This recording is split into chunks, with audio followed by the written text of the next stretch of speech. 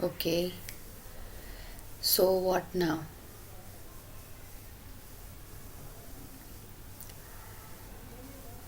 I guess this voice is just taking off from where we left off after the sounds of wisdom that came from the word rapture. I don't want to go into the details and the nuances of the word and what people are thinking and what could be, what where. There's no end to the mind penetrating into one particular topic or probing deeper and digging vastly into the past.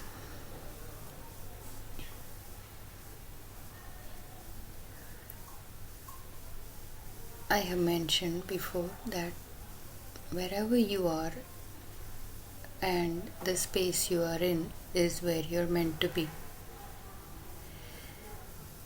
The thoughts that arise in your mind, depending on how you feel,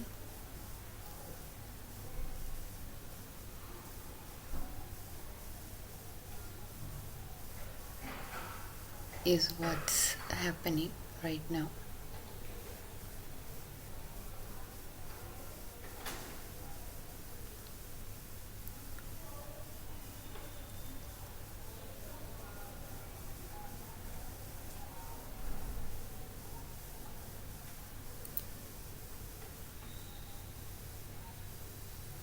It inspires you to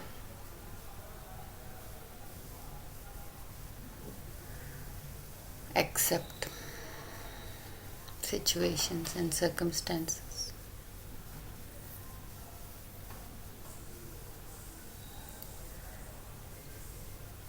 This journey, this train, whatever it is for each one, it seems to be going faster now.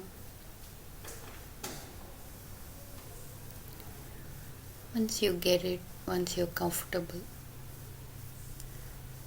then it's a no-brainer, isn't it?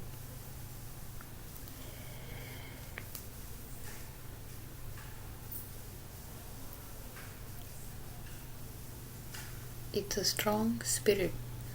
Life is a very powerful presence in the body, and it does what it needs to do to live on and move on.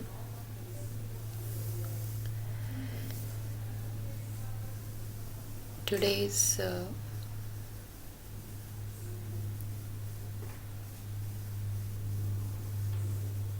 this presence is inspired by some thoughts that were coming in my mind as I was trying to sleep after a good day's work and life. Setting the house right, getting vegetables, sorting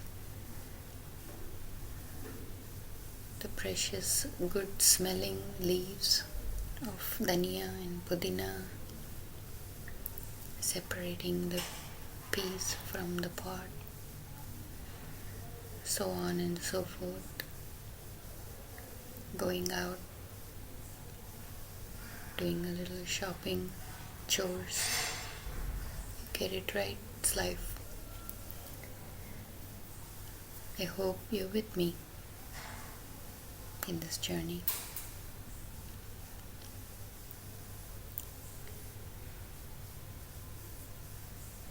Enough work to tire the body.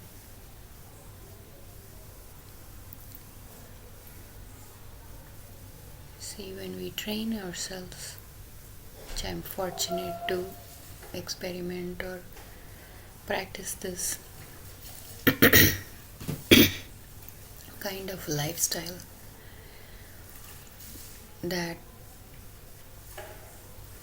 requires awareness, attention.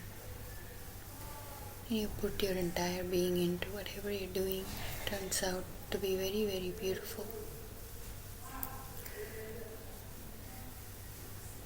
It's magical. You see things that you would never see. You perceive things that you never. It's different. It's a different place in the mind. Like, I had bought some string lights a while ago, and suddenly one of it's a series, and I'm not sure exactly what the problem was, but the alternate lights just stopped working. So I noticed that. I let it go.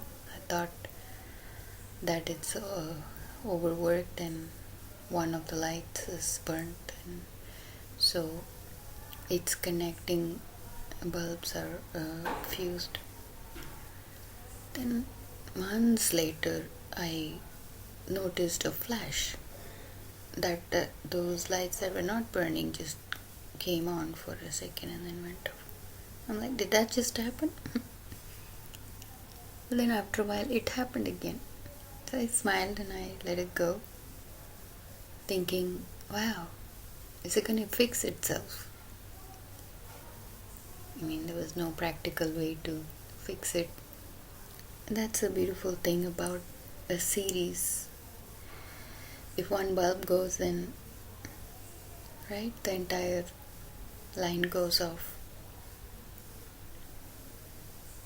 It's symbolic. There's a lot of teachings, and you can go into depths, collecting wisdom from even a small experience like that. And just the other day, I looked at them and all the lights are burning now. I'm like, what? How did that happen? I didn't do anything. I didn't touch it. I was just thinking that, wow, it would be nice to just get it fixed. Actually, I do have electric problem in another room, and like there's no light. The light sockets are not working. Although there is a crazy switchboard which has some direct lines and some plugs, and that seems to be working. Anyway, so it's just a thought, right? You have all these things going on every day, and how clear is your mind and how cluttered it is, or how many chores you have during the day, or how many people you have to talk to. See, all this is accumulation of your life and what you perceive it to be. And then you get tired, you sleep, and then you move on. But somebody like me who's gone through a journey with God and experiences so profound, it changes you to a level where you're hyper conscious, hyper aware. But it helps because that is how you survive. That is how you move on. Thoughts are very, very powerful. So I was smiling about it, and I'm like, Lord, thank you for fixing the lights. Seem to be burning now. It's beautiful. I don't know, it's like somebody just fixed it, So I've been thinking about it. It was quite sweet. Just like that, all the lights are burning now.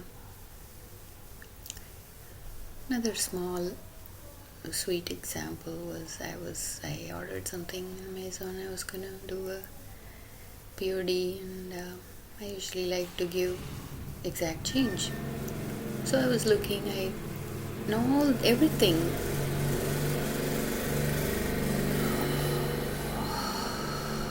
This thing is very difficult to do or be, even if you're alone, to maintain peace and to be in a state of complete calm,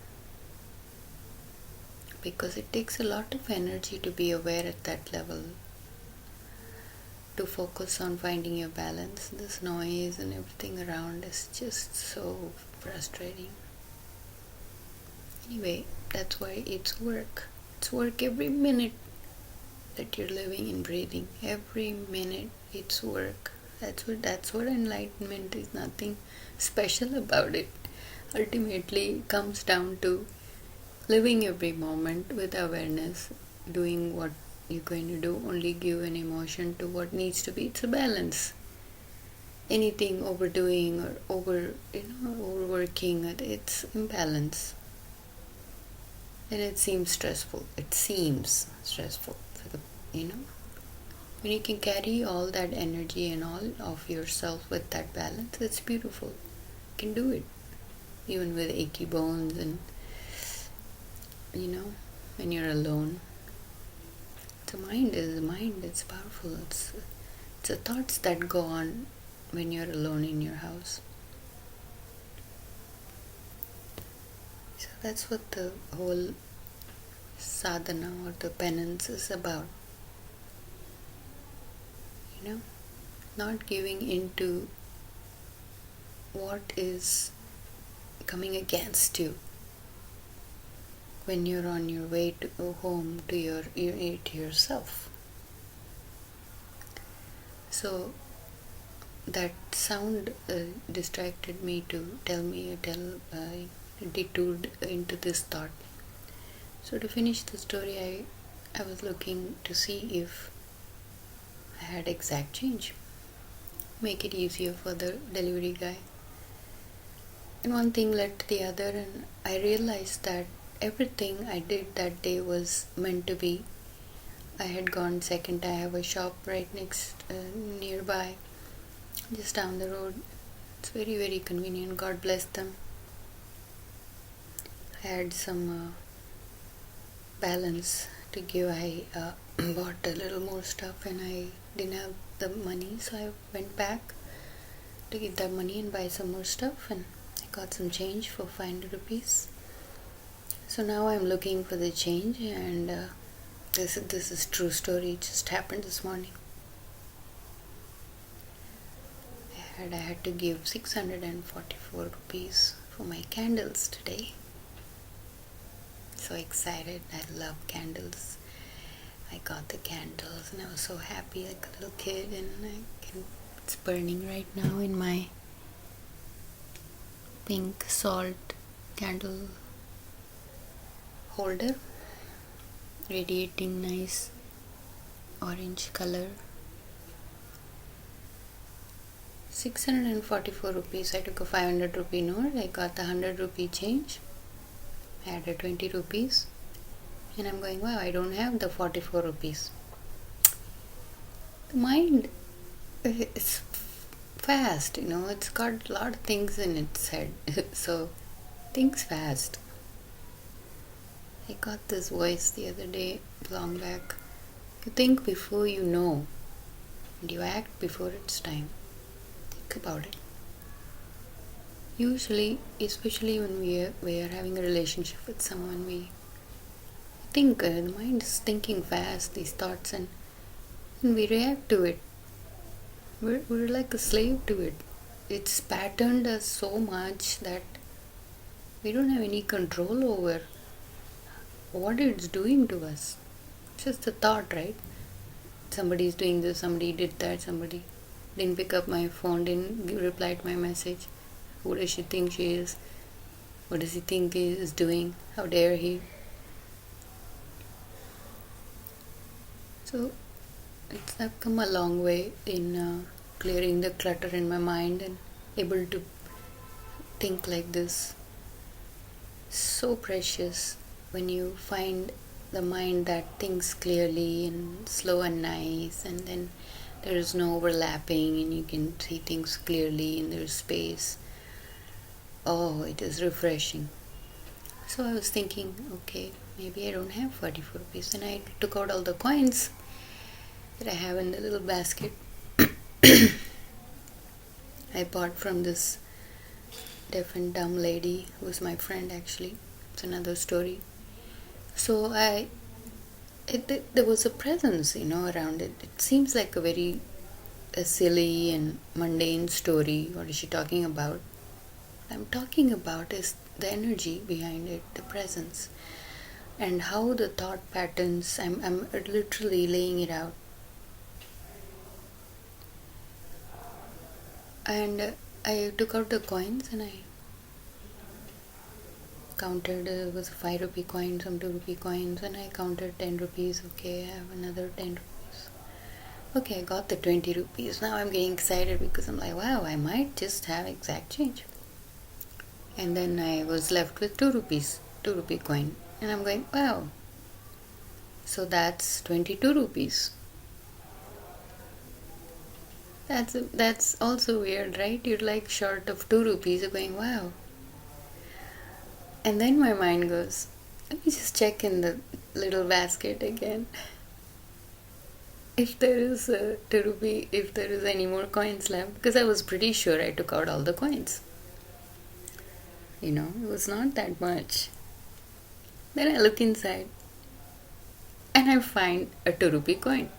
And I'm like, wow, did that just manifest? I thought I took out all the coins. How did the 2 rupee?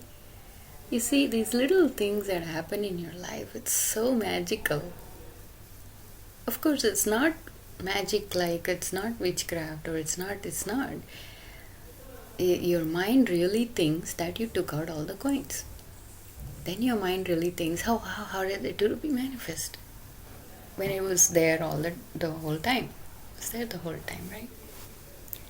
But it's just cute that how he leads you into these little experiences of training your mind to think, this perfecting the being, the soul, the mind, the spirit, to be one, to just be one with it, with whatever is happening, that moment, that perfect moment.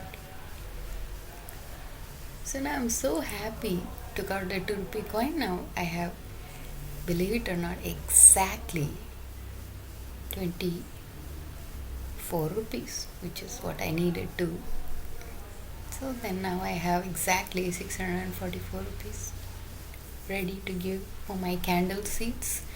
It's auspicious, right? It's a very the coincidence of all the things, the candles, it's very spiritual. Got candles and I'm paying for it. I have exact change. It was beautiful. A beautiful day today. It takes work, takes effort, but it's possible. Trust me, I am living in a place that's, could become hell.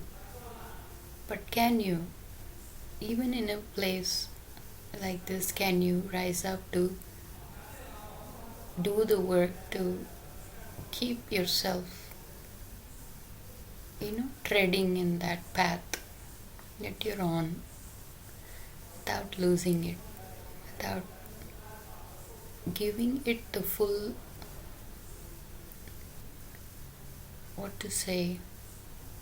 appreciation and value,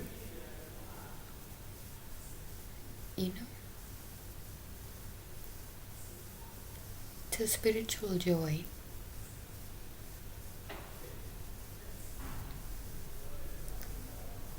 So, I was trying to sleep and some memories were coming and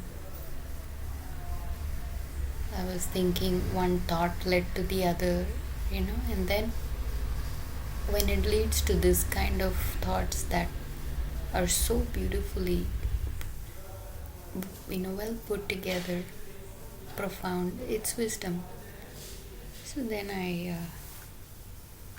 it's a kind of a habit to just get up and start recording. Now we're getting used to it. Before we used to feel more crazy and we were more in the world, so this kind of thing was very intimidating to be with. But I think we've come a long way to be one with that now. Nothing else makes any sense anymore. And I was thinking, wow, what a life I have lived. The more I wanted to be with someone or love, it's the more it was taken away and left alone, and all the crazy emotions and sadness and bitterness and I mean whatnot, name it, you go through. It's hell in the mind. And I was thinking, but I have done it. I'm still here. So what was it? How did I do it? And I was like, wow. Of course, there is a part of you that's always praying. Uh, thank God I had that. I don't know what people would do if they don't have even that. Everybody has something or the other, to go to or to talk to or to do, to take your mind off of that thing that's weighing you down with a burden so heavy that it's difficult to carry. It's just like getting an AV and you cry.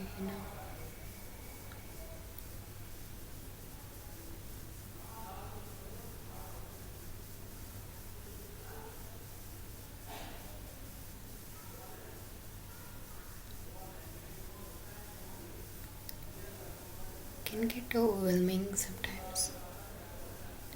But God is with everyone. It's His Spirit. It's an energy that has scattered itself everywhere. So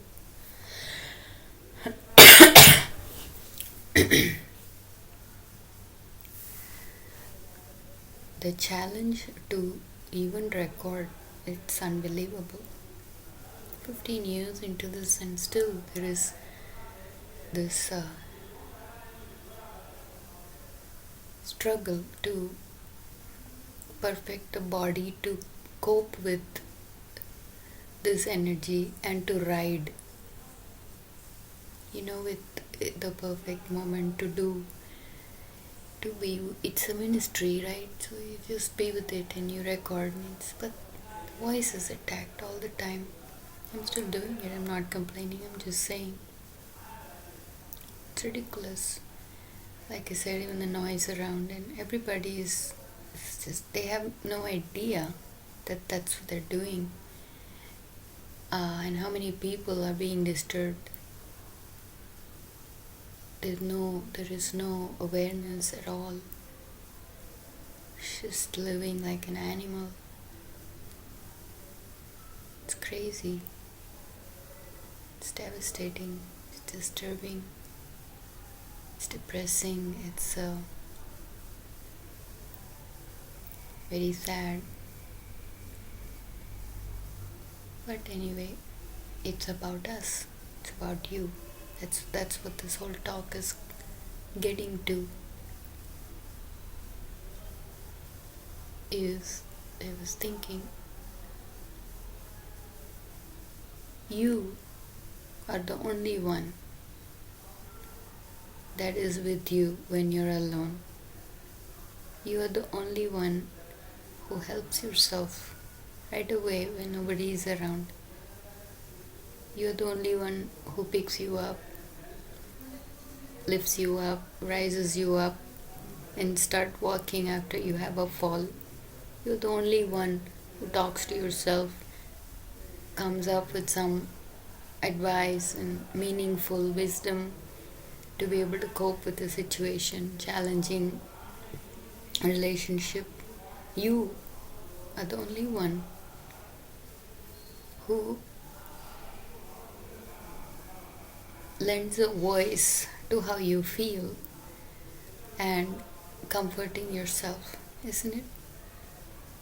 You're with yourself. That's that you're with God. All the time, you're with God. You're with yourself. You're a spark.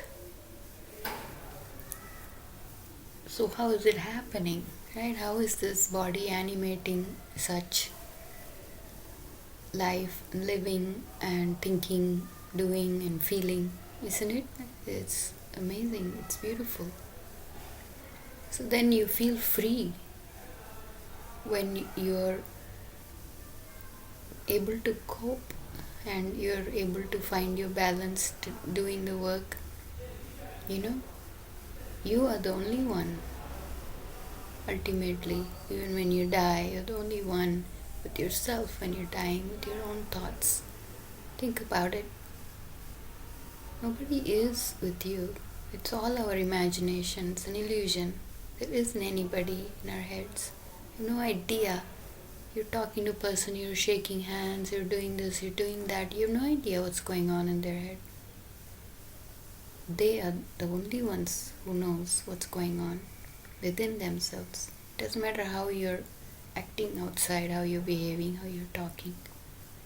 You know?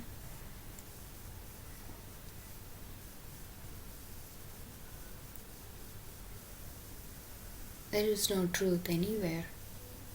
And if you do connect with someone that is telling the truth, being honest, hallelujah.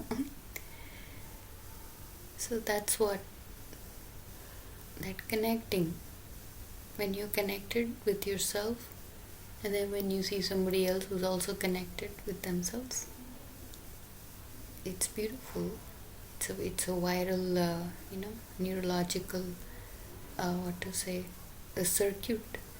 Electricity just goes on, and God bless everybody today, having a good weekend or not, walking their path and journey, their own voices and chattering in their heads.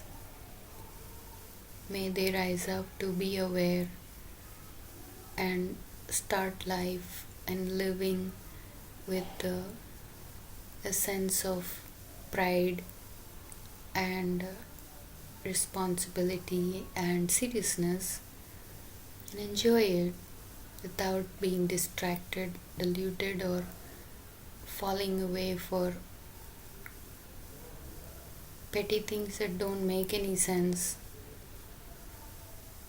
Loving, choosing to love no matter what. Be with yourself, then you can radiate a sense of confidence in your living and presence in your body, and it actually inspires others to also come out of their shyness and guilt and whatnot, to be able to have a conversation that is not toxic.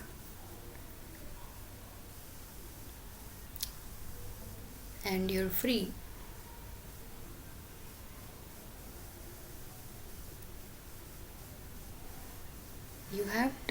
This is mandatory. You have to know yourself. You have to journey with yourself, within yourself. That's what it is all about. That's what I'm trained here to do and learn and experience. It's an experience. It's an experience. It can't get it by reading a book, or this is direct experience, and for you it will be what you're going through. And when we have that understanding, really you'll be free of all kinds of conflicts within and with each other. Nothing in this world will make you feel offended or feel disturbed. Come on, this world needs it. Many more people ought to walk around, smile, come out of that self-centered, self-absorbed nonsense. You don't care about anybody but yourself. See, that's the other side. It's the intention, isn't it? Soft power and pure love. The exact opposite of what is happening in the world. It's awesome. The evil always inspires you to perfect yourself. Thanks to that, because then the exact opposite of that is also perfect. You just disconnected from that. You're not bound anymore.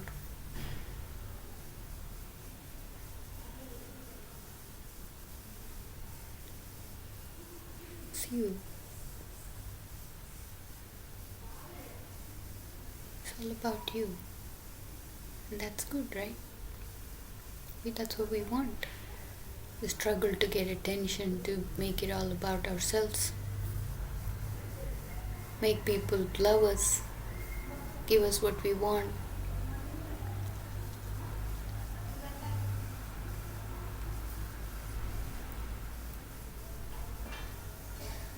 I get it now, It was required for me to be alone, for me to feel rejection, for me to be deceived, betrayed, tortured, abused. I'm not saying I don't wish it on any daughter out there or anybody, but it was required, I guess.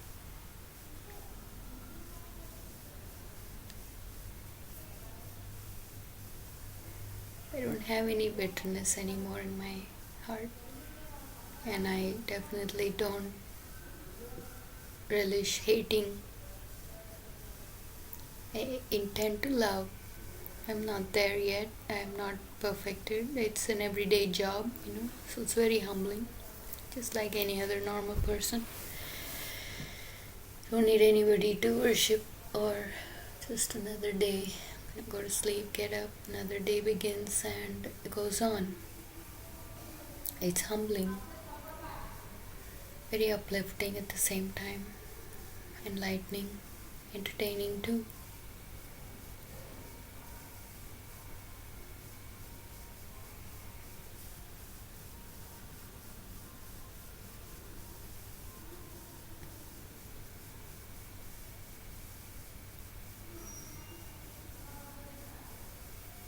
Isn't that wonderful feeling?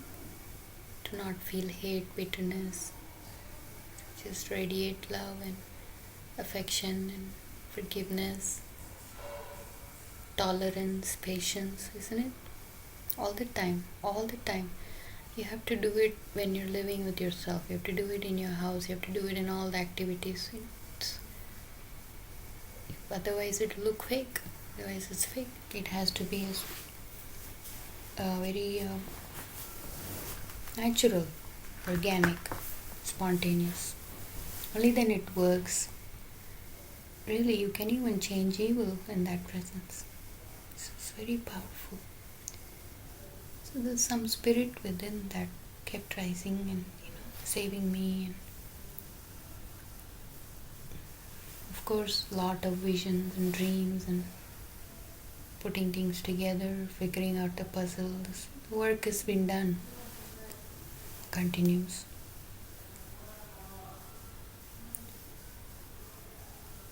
It's all about you.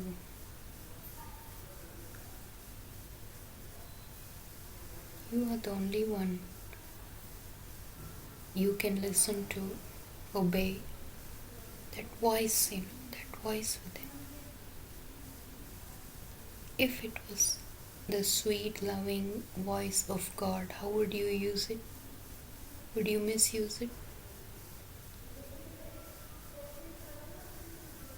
If you knew how precious it was within you, would you use it to shout and hate and yell and cuss and hurt somebody?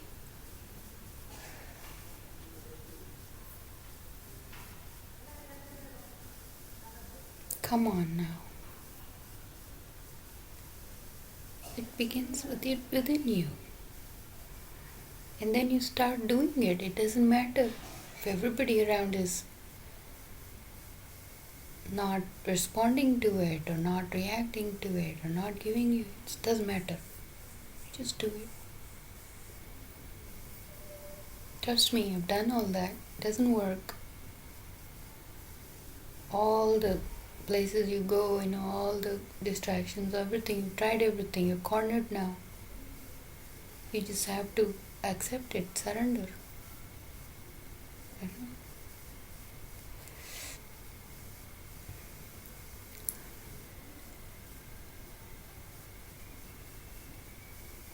There's no more joking around. Really, every home is tortured by this dysfunction, this contamination and corruption. It's within a person, isn't it? You can do it. Don't worry about what's going on in the world.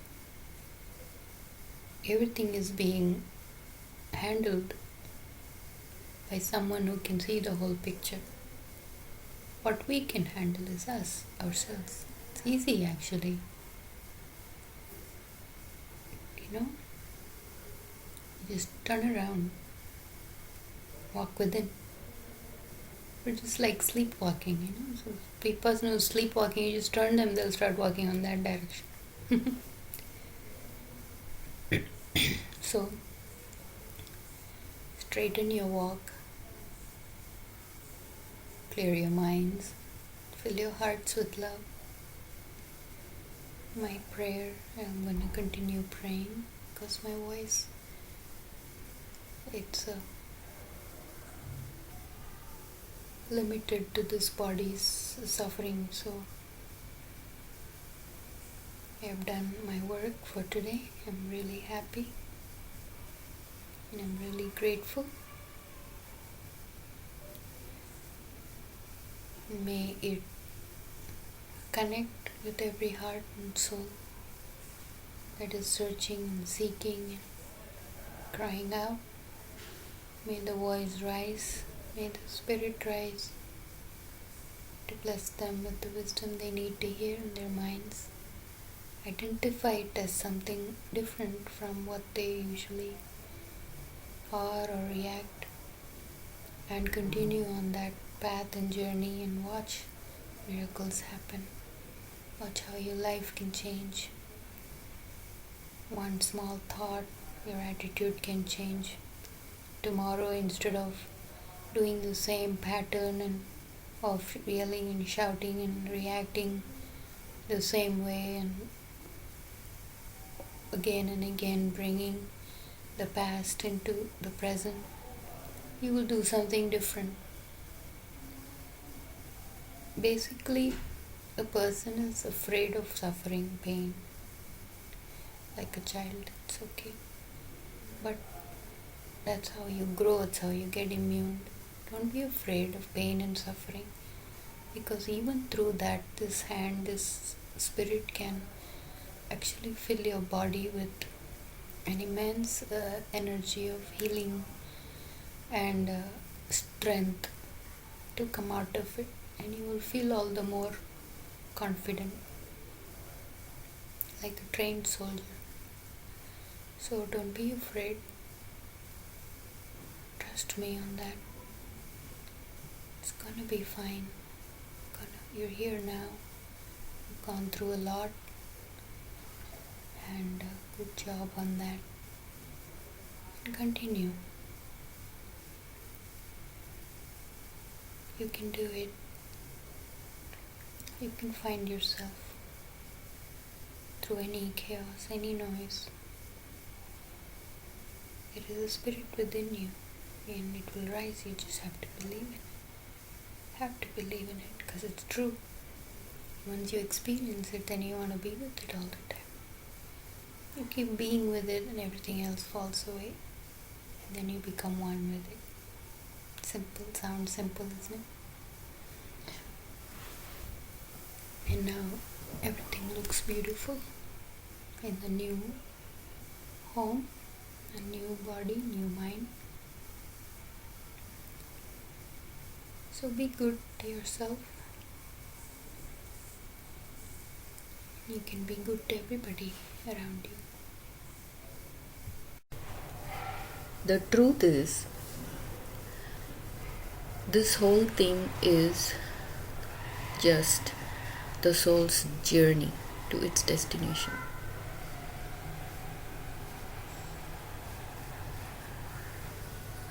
I'll make this really short and sweet because I have limitations in my body. My throat really hurts. But this bubbling energy of love and wisdom that is overwhelming me is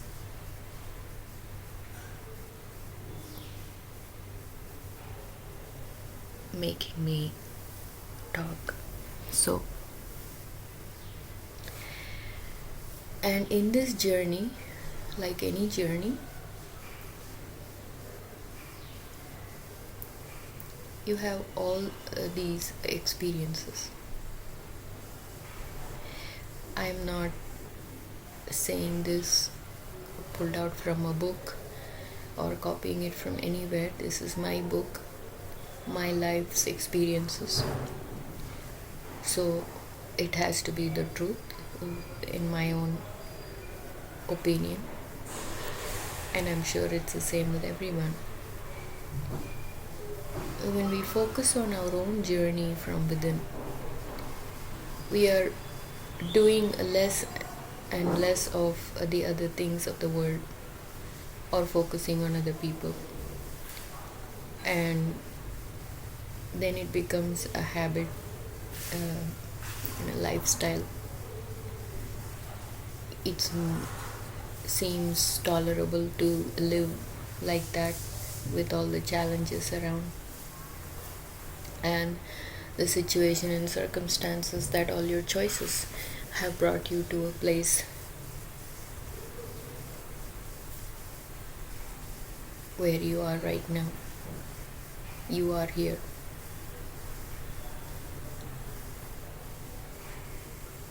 And sometimes during this journey, this whole concept is about transformation. Transformation is the only way to go within, find yourself. And sometimes it solely is based on a desire. You have this really intense desire. No, I want to marry this boy, I really love him. And you spend all this energy praying and putting all your feelings and emotions into it. And then your rebellion is so adamant and stubborn that sometimes God, not sometimes actually, it's all the time, because it's so intense, God lets you do it. Okay, have it. Right? Go ahead.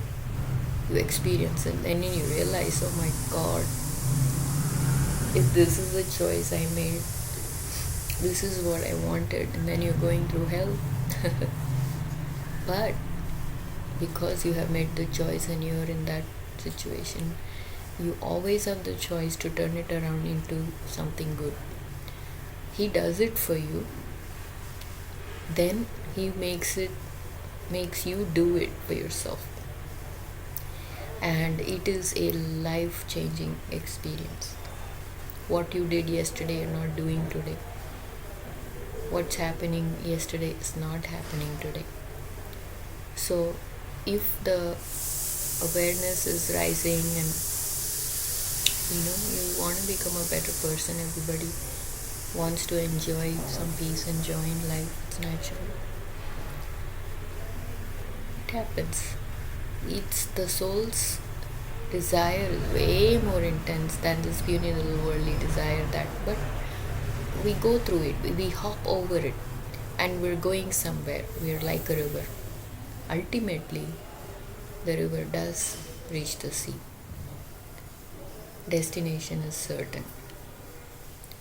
So keep on going, keep on flowing, do your best, keep up the good work, and we will see you where in a place where we all arrive.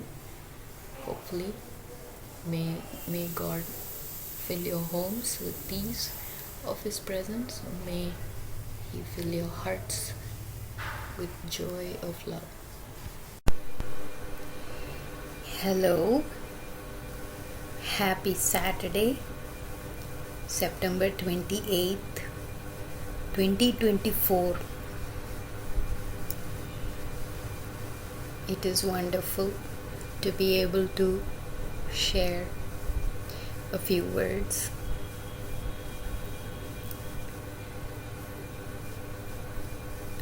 Long story short,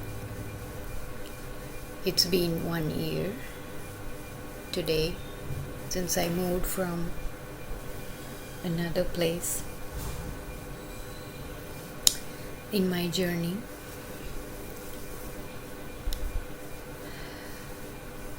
Through my life and the work within. I am grateful and I'm thrilled to be here, to be able to lend a voice to what needs to be sounded in a voice and be shared. Very, very grateful. I feel so good being with it because as it speaks, I also hear and learn. It's a very humbling process.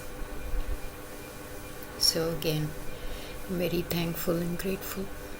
Excuse me.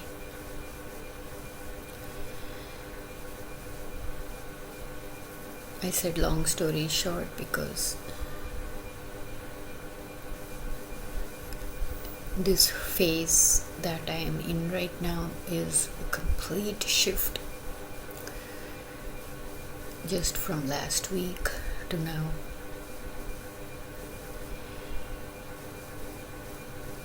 This journey has been going on for more than 15 years now,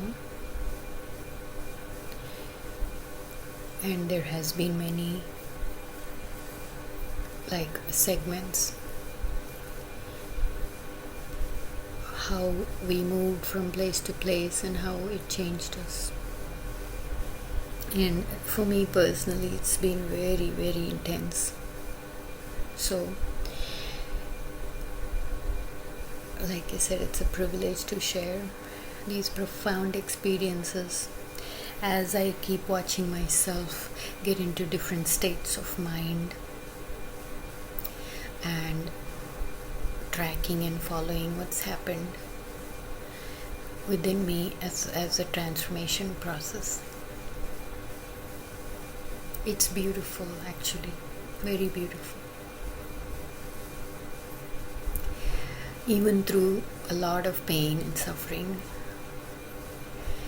the love in between the spaces is so profound and so powerful that all that pain and suffering is so worth it. When you have crossed it, when you've crossed the bridge and you're on the other side and you look back and you look at it and you say, wow, that was quite a journey. I have crossed this bridge, and you're here now. So it's a very beautiful reflection, and it just gets better and better. Gets better.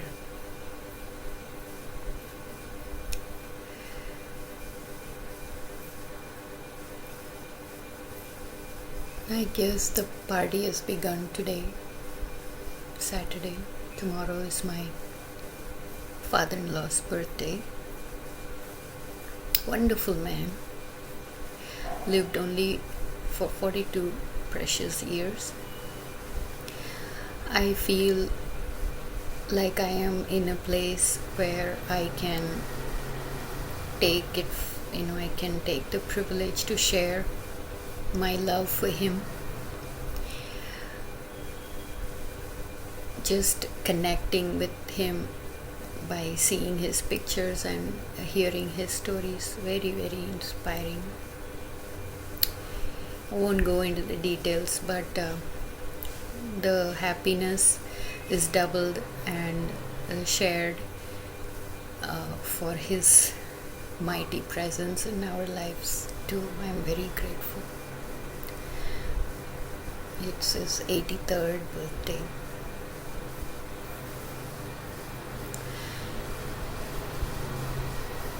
Wonderful person, wonderful mind. Went through a very big challenge physically, but remained a friend, a mentor, a helper, a guide, and everything that you would want in a man, a father, a husband, and a son. Very unique personality and absolutely stunning in his looks and gorgeous in his demeanor. I can just tell by looking at his picture, and like I said, I share the love in the spirit. Actually, I would mention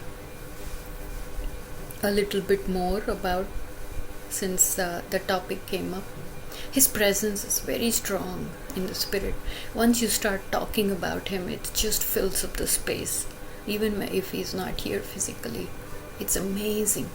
And this has happened, if I can remember, this has happened to many, many, many people. So, again, long story short of how my husband and I came together in Seattle. We were in the process of beginning a new life together, and the first thing he did when we got a little intimate was take me to his father's grave. We call him Big Papa affectionately.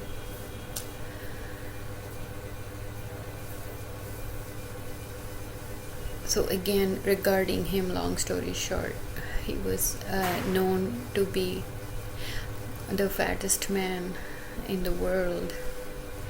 Actually, he had some condition in his body from birth, and he carried it so gracefully until he got better, and then died due to some other reason at age 42.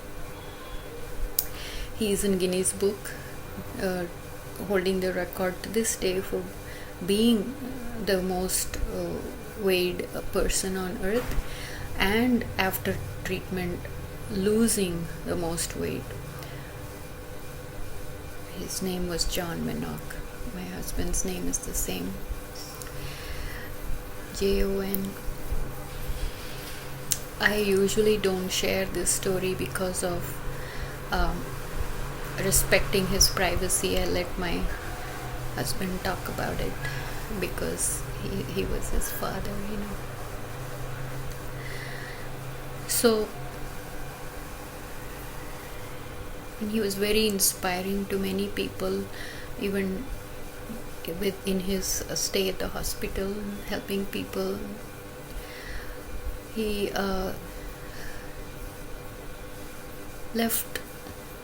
he was a legend. He left a memory hard to forget in everybody's mind and hearts.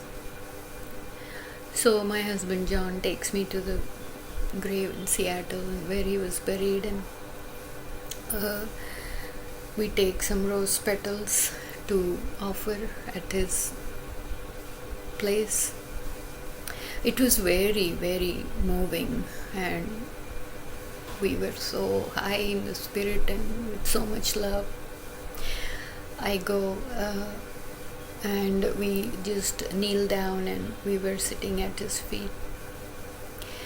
And I'm telling you, before the experience began with full intensity, this was my first experience of hearing a voice.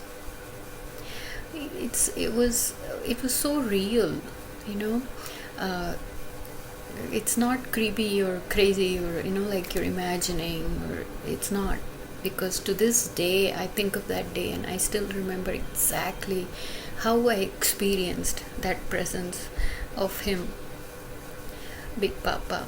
I think I was just looking up at the sky, thinking how wonderful it would have been to have met him as a daughter-in-law, and how wonderful it would have been to get that big fat hug from him because I'm petite in size. And beloved friends, I'm telling you,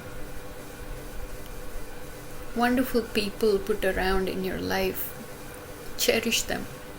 Even if there is a little bit of good, connect with that, leaving aside anything that you see is wrong or disturbing. Because life is short and it's just worth enjoying every bit of it. So I met him only in the spirit. I could not meet him in person, and it was a sad feeling in my heart, and I was just folding my hands, praying for me and John, and to be with us and to guide us and bless us. And I clearly heard his voice, beautiful voice, hefty and strong, bold and confident. He said, "Don't let my John go." That was it. I said, "Yes, Papa," in my mind. And tears were flowing. It was so beautiful. Every day I remember that when we have issues or when we're going through stuff, you need people around. You need your family around. Running away from it or escaping is not going to help in the growth. That's what life is, isn't it? You grow and you earn wisdom. You learn lessons. And then it gets more and more beautiful when you share it with people and you're living it. And for that you need people around. You need a family. Even if you run away and escape somewhere, you will be put around something. There are no shortcuts in this path and journey. Somehow or the other, there is an intense process going on within, from where we came, where we are now, and who we are becoming. So it's a process. So everyone changes. We remember that. I think it will be easier with the conflicts and the disturbing relationships that everyone is having in nowadays. God bless the people who are getting along and who are appreciating their life and family and people and children and friends in their lives. God bless them. God bless the goodness that is rising in everyone. It's hard, yes, but it's necessary. So that's the work. If you remember that everyone is changing, there is hope and there is possibility that everyone can make the choice to change and become a better person, then we also then rise up in understanding and compassion, and not go into states of mind that is disturbing to be around, just for ourselves and for everybody around. And we've done it a lot. We've tried it out. It's not working. So let's change the pattern. Let's change the technique to see if it can work. It seems to be working for me, and I'm sharing it, so I'm hoping that it will be inspiring for others too. So today a person is a certain way. Tomorrow they could change. They can change in a moment. And if you think about it and give it a little space and put in the effort to radiate a different kind of energy and presence, that person can change right there in that moment. But that's each one's work is different. Each one is different, unique personality. And if we all think about that for a second, you do the work within, and we get the result, it will have a tremendous viral effect on everybody around you, whoever is with you, around you, or who you choose to be with, that you feel like is connecting with your personality, your heart and your mind. in whichever way, sister, brother, friend, son, daughter, in whichever way the relationships give you a chance to become that person that you really are, truthfully. So that's work, isn't it? To master the mind. This is why I'm remembering Papa, because he reminds me of all these great qualities that he had just naturally. Master the mind, balance the emotions, perfect your living, and always make sure you carry love in your heart. That's what heart is, right? That's why the love is shaped in the form of a heart. Heart loves, heart doesn't hurt. So if something's hurting inside of us, especially because of someone else, definitely we have to look within to see, how can I love that person, or how can I love myself through these emotions and through these thoughts in the mind. Thoughts in the minds are very powerful. When you're thinking about the person, she did that, he did that, and then you get anger, you see, because you're offended, your ego is hurt, then the anger becomes reaction, and then to violence, and all these happens. Think about it, all this happens within a split second. There's no space. It's an energy, and it comes in different forms of behavior, and it comes outside of you. And when you watch it coming out of you, you don't like it, then you have to do the work to change it. For some it takes a long time, but I'm hoping that we are blessed with the power and the courage and the love to do it more efficiently, more beautifully. It's powerful. And when we do that, when we radiate, instead of it's fighting without fighting. We got this lesson when we were in the house, and again, long story short, we were kicked out of the house, and the Lord said clearly, fight without fighting. What does that mean exactly, right? If you're fighting with literally fighting it with anger, violence, and rejection, and all the negative things, that's fighting. That's literally fighting. It's not success. War destroys. Simply put, war destroys. So what can you do? What am I supposed to do? I am angry. I am feeling all these emotions. I am feeling. What can you do? That's a good question. That's a good start. What am I going to do with my emotions? What am I going to do with my mind? Begin with the thoughts, with the thought pattern. He did this, she did that. What is going on with them? Maybe they're hurt. Because hurt people hurt others. They are going through something. Then there is a space there where compassion can rise up. Then if he or she is a person that is close to you, and you really have some part of you within that loves them, even more beautiful, more love arises from within. Then through that love you get compassion, and you start thinking these thoughts. Really the anger, everything falls away. I'm telling you, it works like magic.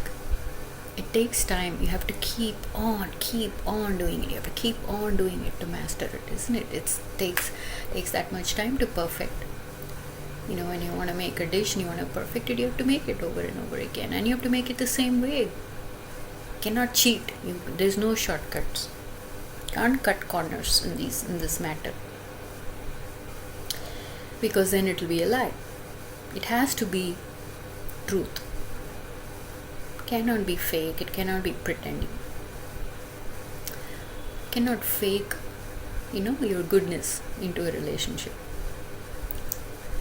So it's possible, very possible, to master the mind. To master means you have to do it all the time. Every time you have to be consistent.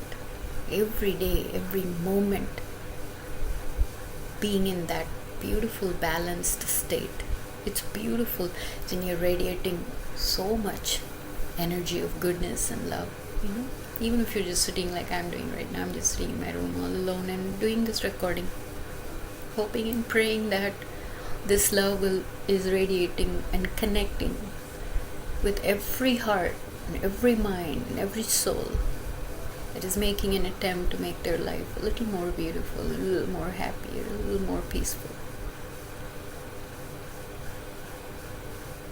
Let them all be blessed. Give you a small example. This was the beginning of our, you could say, the work with our relationship. We were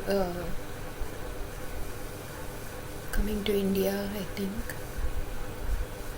and we had a stop in Amsterdam. At that time, I had lived in the US for more than 15 years by then, so I had a green card, and I was really hoping that, I wasn't sure about the facts and the details. I was hoping that I would get a peek into the city of Amsterdam, which John does most of the time when he travels. Goes out to get, he's a US citizen, so he's allowed to go out and get a few things and come back. And since I had the green card, we were not allowed. And right away, short-circuited, I got angry, I got upset. I'm upset that I'm not able to be with him. It's just a crazy clinging energy, neediness, and of course, I mean, it's okay, love that person so much, but I had absolutely, reflecting on it now, I had absolutely no control of the emotions. Just like I said, short-circuited in my brain. It was just filled with this energy of, tears were flowing. I was so angry because I had hoped that I could go, and I was looking forward to it. I had expectations and I was just building up. Then when it just crashed on the floor, I couldn't go. I couldn't take it.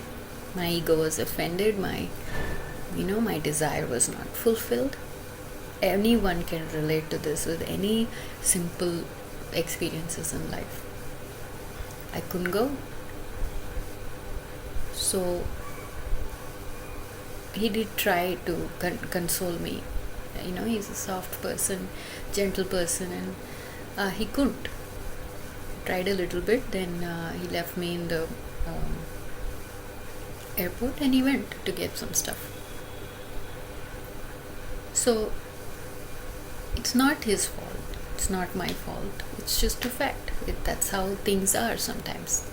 I didn't do enough work to find out if it was really possible or not. I just imagined, I just guessed, again cutting corners, shortcut. Truth is truth, you have to know the fact. I didn't do the work, I didn't have the time, I guess. That's why the fast life and the fast, doing everything fast and doing everything in, it's nonsense, because then there is more room for, without that, all that space, you're doing everything crunched up. And I've been there, I've been in the IT industry, I know what it's like and what it's becoming. I kind of cut off from it at the right time, and I'm very grateful for that, even though I was in a full-time job. And it gives more room for confusion and breakups and mistakes. Then all you're doing is trying to find a workaround for that mistake that's made. Windows Update is the best example of that. Make it good. You make it good. So pain to correct it. I had most of the work I had in offices was to correct and to fix somebody else's nonsense. It's hard. It's a pain. Slow living. Take your time in the space. That's what music is. That's what dance is.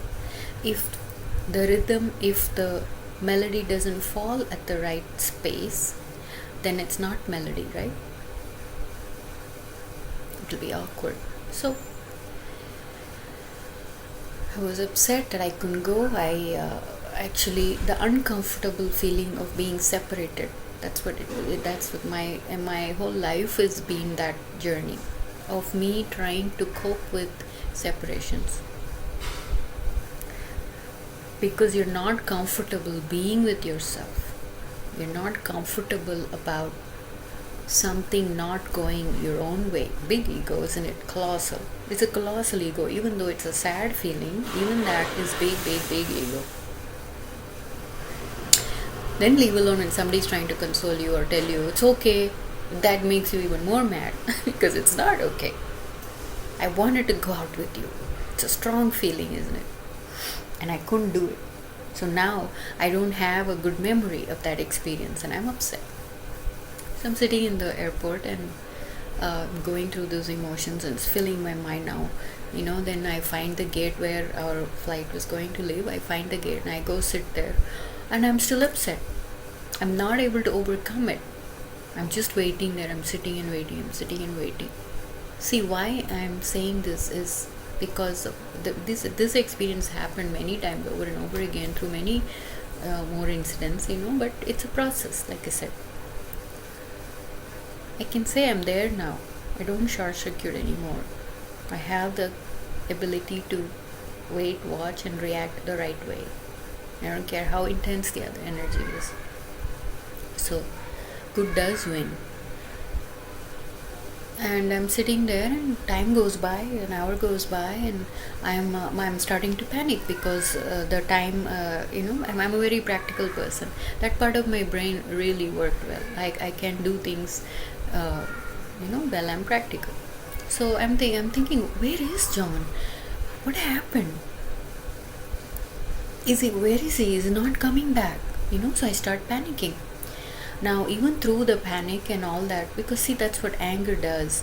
What anger does is it's like it fills the space with this energy of numbness and sadness, and then it corrupts the proper mechanism of the brain to function properly, through practical situations. You end up in a situation that is uncomfortable or not pleasant, and I start panicking. My heart's pounding and he's not back, and I'm thinking, I shouldn't have got that mad. I should have let him go happily and peacefully, but I couldn't do it at that time. Now I'm sitting there and I'm wondering, what's going to happen? Am I going to be left here all alone? What's going to happen? Then suddenly, that's what this voice is within. It's beautiful. It's that perfect part of yourself that can think and do the work properly. It's growing. It's growing into this beautiful person that you really need to be, and overcoming all these other emotions. And I'm going, what's wrong? So I get up and I look at the computer, and they have changed the gate. I'm like, thank God, at least I saw it now. Now I run back, Amsterdam. It's a big airport, and now I'm trying to practically, I'm losing track of the time. I don't know how long do I have, and they changed the gate. And so I run back to the gate, and John's waiting there for me. I ran to him, and I embraced him, and he gave me a kiss. We didn't chat much, but I had this mind thinking and processing. I think about it many times to change the way a mind can think in situations like that. And it was just about time to board the plane. So I was right on time. I was saved. But again, my God, is this war?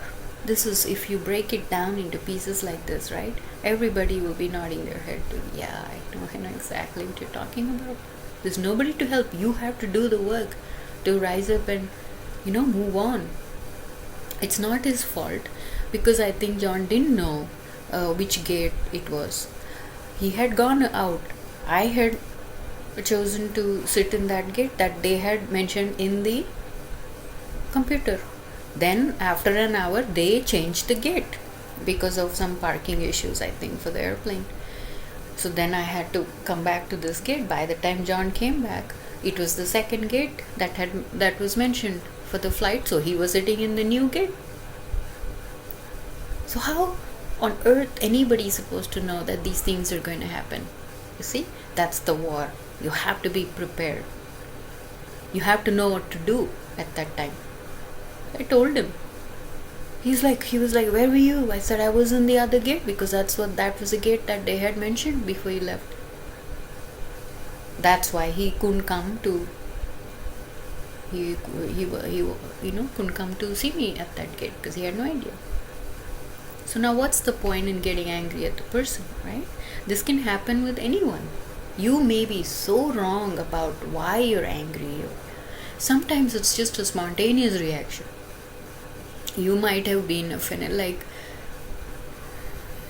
John mentions, it's a pre-existing offense that you already carry, probably from childhood or God knows from how many lifetimes. We don't know that, but that doesn't matter. We're here now. We have the chance to do the work and become a better person every day. And we can make a difference in the world, It sounds like a very simple experience, but the intensity of how the mind works and how your emotions work in your heart, and the love for that person, how it can change every choice you make, matters to where you're going to be in the next stop with that person. It's disturbing, breaking up, separations. It's all disturbing. If you have chosen love, you carry on with that love no matter what. I keep reminding myself, don't let my John go. And I've been doing that. And it has made me a better person. And each one takes that responsibility to become a better person. There's nothing more beautiful than that. It's divine bliss compared to all the little worldly pleasures. You become a better person. You're becoming more and more mature, and God is watching that work you do, and He will bless you intensely and abundantly every moment of your life. He will fill you with that love. It will rise. The goodness will win, and it will transfer to the other person. Keep up the good work. Hang in there. Don't give up. Giving up is not a positive quality. Concluding that it is the other person's fault, that you're right. No, it hurts. If you have really loved and that love was there, it hurts. And for that love's sake, even if it was just a moment or a day, we give respect to that and we continue adding to it, becomes bigger and bigger and bigger. It's beautiful. We can do it. There's a reason why everything happens. You feel a certain way, you understand. It's how you feel, and then you get over it, overcome it, and move on. That's victory. The anger and all that is not going to go away completely, because they are there as a full form, entitled to their properties. It will be there, not going to go away. But how you use it, where you use it, and how you overcome it is the journey. That's why they exist. The duality exists, so you can experience oneness. And before you know, it becomes a habit. It becomes a part of your life, becomes your lifestyle. And you can be the one that touched the many. I forgot to mention, fear also plays a bigger role for the anger to enter. See, we let the fear in. My God, I'm going to be sitting here, I'm not going to go out. Because you lost a point.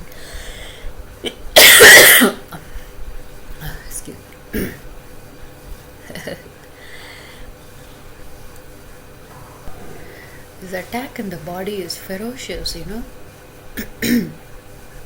So as I am talking about these things, master the mind, balance the emotions, perfect your living. I'm doing it while I'm talking. I'm doing it. It's crazy. I had just, my previous talk was about rapture. The swing had fallen, this big heavy iron thing it was hanging from the ceiling, fell on my head, and I was miraculously saved. And I had a series of events that happened before that. Singing. I had finished a drawing, and I had given the details in that talk. But since then, my mind is in a different place. It's a shift. So this talk is very, very powerful as I'm recording it. It's a very, very profound experience of where my mind is at, how I'm feeling with my heart, and what I'm doing to perfect my everyday living as I go through those. It's a beautiful balancing act. So, excuse me, I was talking about fear. See, when you let the fear in, most of the time we're just afraid. Just like a little child, if we have a part of ourselves that we can rise up, if it's not there, you create it. Just like if a child comes to you and is scared, you bless him, giving soothing words, touching him with compassion, like that. You do it with yourself. So fear and anger, it's mostly the fear and the anger. Replace it with love and compassion. It sounds simple, it's difficult to do, but it's very, very doable. When we have love and compassion, we can think clearly, we can do things clearly, and those thoughts, those powerful, powerful thoughts in the mind radiate. It makes a big difference in your personality, in how you carry yourself, how you talk to people. You're not dishing out at everybody, you're not short-circuiting with every little thing that happens in your life. Your brain changes the way it works, because that's all thoughts. You're having an angry thought, then it shows in your face. Those are the words. It's just like one of my friends said, a verbal diarrhea. You don't want that, right? Nobody likes that. We're trying here to be as pleasant as we can be. Doesn't matter if the world around you sucks. Let's make the world within ourselves beautiful. Okay? That's the point. So, choose love and compassion over fear and anger. So it's like a disease. Think of it like a condition. And it's possible to master them.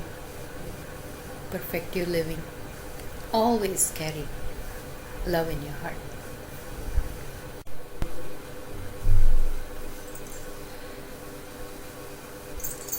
I just looked up the word rapture. A state or experience of being carried away by overwhelming emotion, it seems.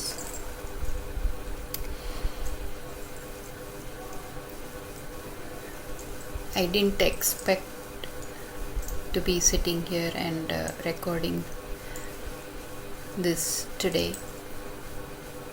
As always, it is a spontaneous thing. It is like a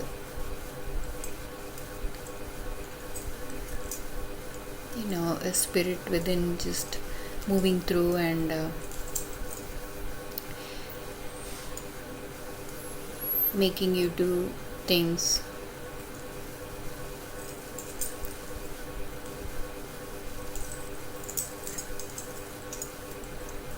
So I hope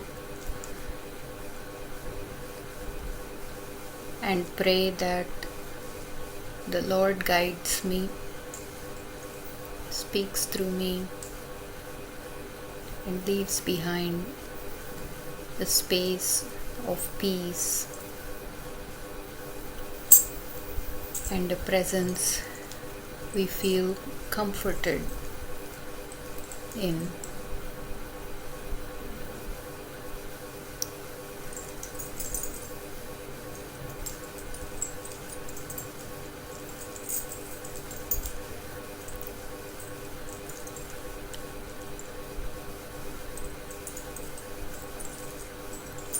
It's been 2 days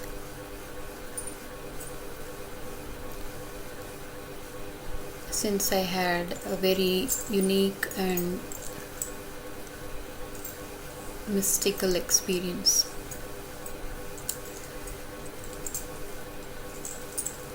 In this day and age that we live in, it's 2024, the month of September.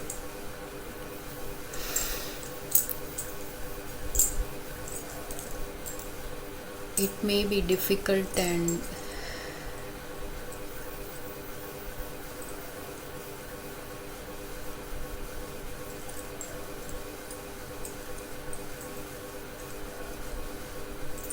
very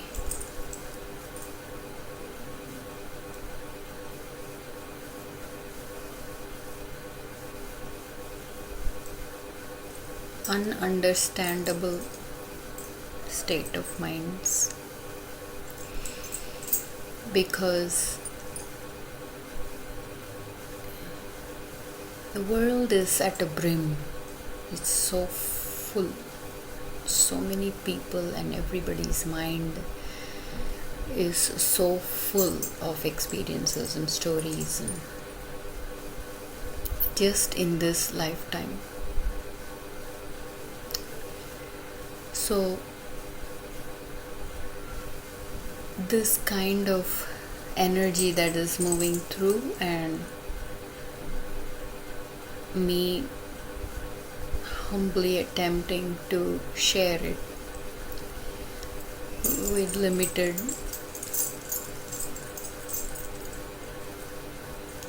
version of a language, so to speak, to be able to communicate the experience. It's not perfect at all in this day and age. That's what I came to say, was everything is expected to be in a certain way, shape, form, in a certain time. Everything is controlled, and there is fear of mistakes and punishments.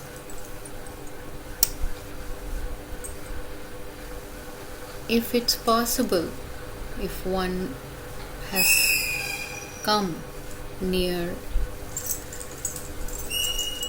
something like this, then I suggest to just calm the mind a little bit and try to ignore or look into it later, after you have listened and heard, because sharing is two-way. One gives and one receives. One talks, one listens.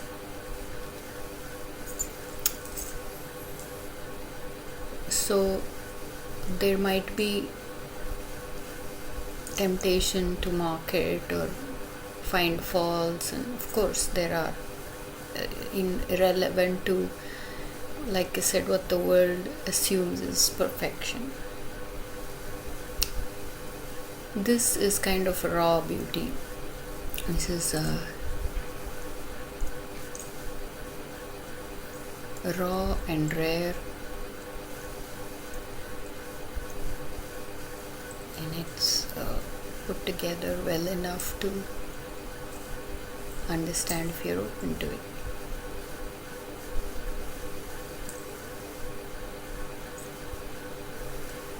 There is no intention, there is just pure love. We share simple beauty in its fullest form of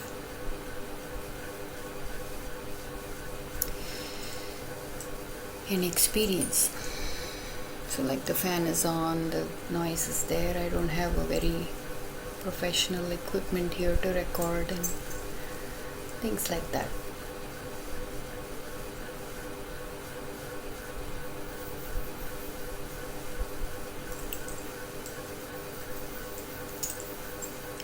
So I am right now this body that is being used as a vehicle, as an instrument to share the mind's experience. This is 50 years old now, but wow, what a journey it's been. So many experiences and so much has happened that it seems like a very confused mind. People might even call it crazy. But it's just like it's an accumulated version. I thought it was raining and I went out to see to get blessed, but it's just started raining. So that's beautiful. The sound of rain is just beautiful. I might pause for a second to go peek and come back.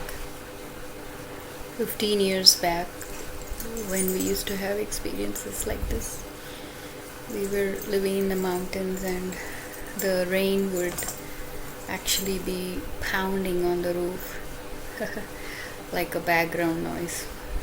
It was beautiful.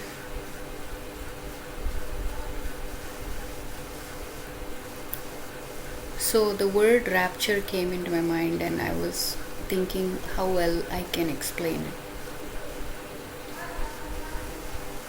It's a lot of work for the body to sit, for the mind to wrap around all these thoughts, and then the brain to, process it and do its best. But again, there's no harmful. It's very harmless.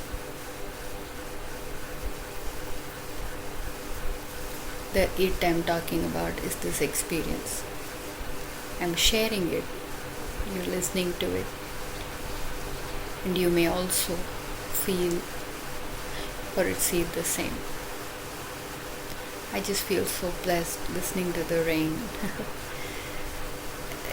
It's like little things, small things start to seem so beautiful and so perfectly happening in the moment.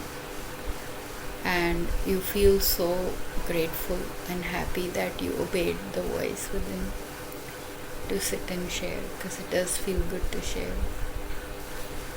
So why this word came was because 2 days back had this bizarre experience. Like I said, this is not the first time. It's been an absolutely overwhelming roller coaster ride for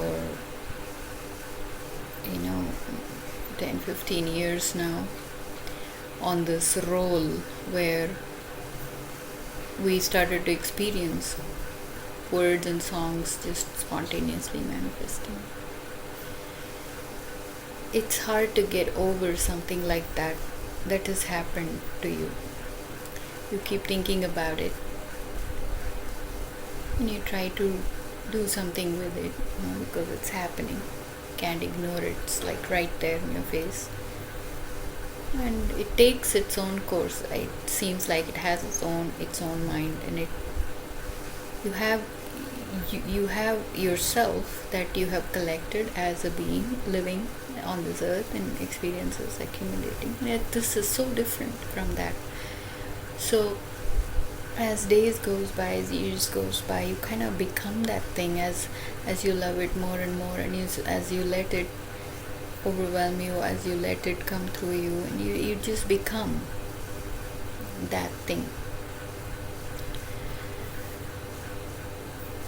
So this topic could go anywhere, but today I'm trying to focus on this recent experience I've had.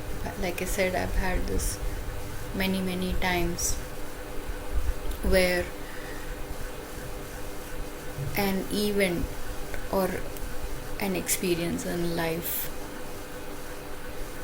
triggers a thought, and then you're sitting with that thought, and then it takes a shape, a form, and it accumulates and it becomes something, and then it manifests as some other event, leading to some one thing leads to the other.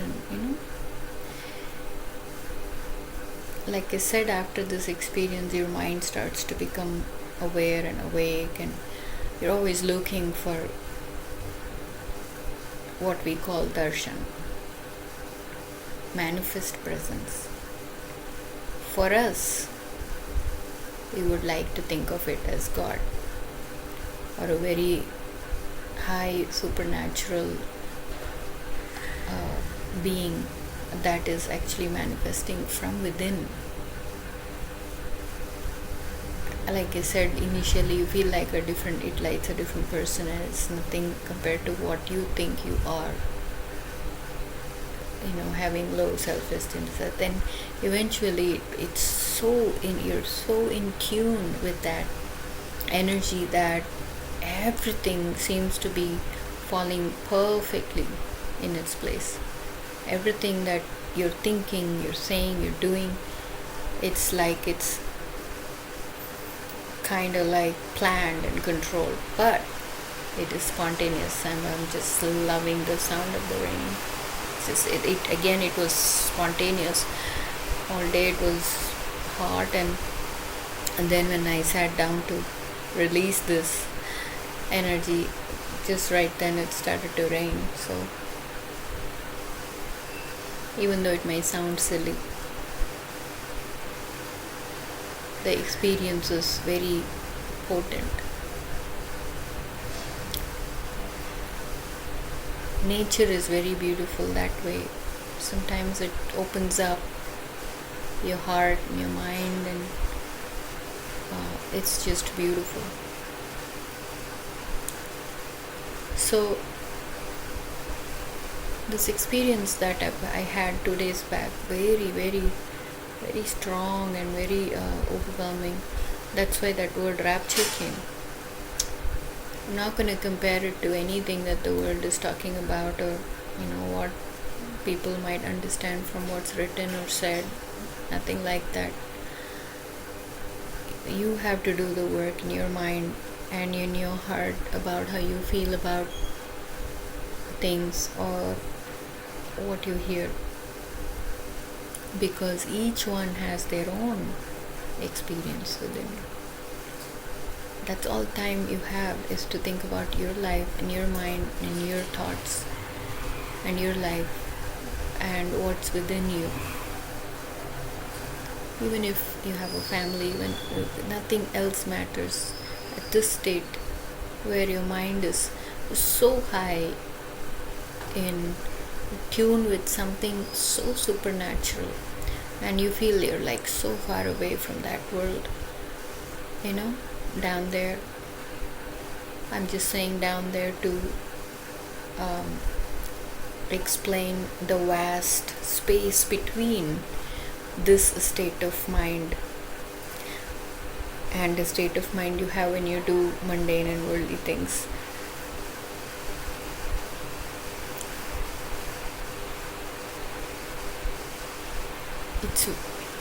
It's a very uplifting feeling.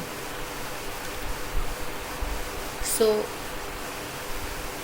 a couple of days before this happened, 2 days back, I was in the premises, I was walking around, and again I was in a very hyper state of mind, just focusing on the thoughts and what I was doing, and one thing led to the other. I think I had coffee, and then I moved, and I came around to throw the cup away, and then You know how sometimes some sound or some a phone call or a knock on the door or something like that, that in the mundane world wakes you up.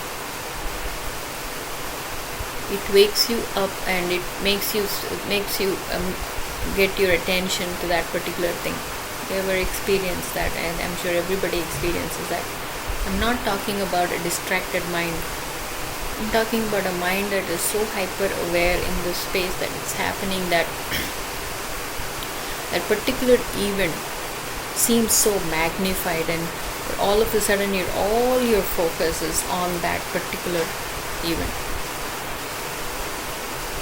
So I was walking, and all of a sudden this little berry from the tree just falls on right at the center of my head, on the top. And I threw the cup. I'm like, what was that? The moment and the timing, it was so perfect, and it did something. It was like it was like somebody waking me up. I couldn't stop thinking about it. I just couldn't stop thinking about it because it was so profound.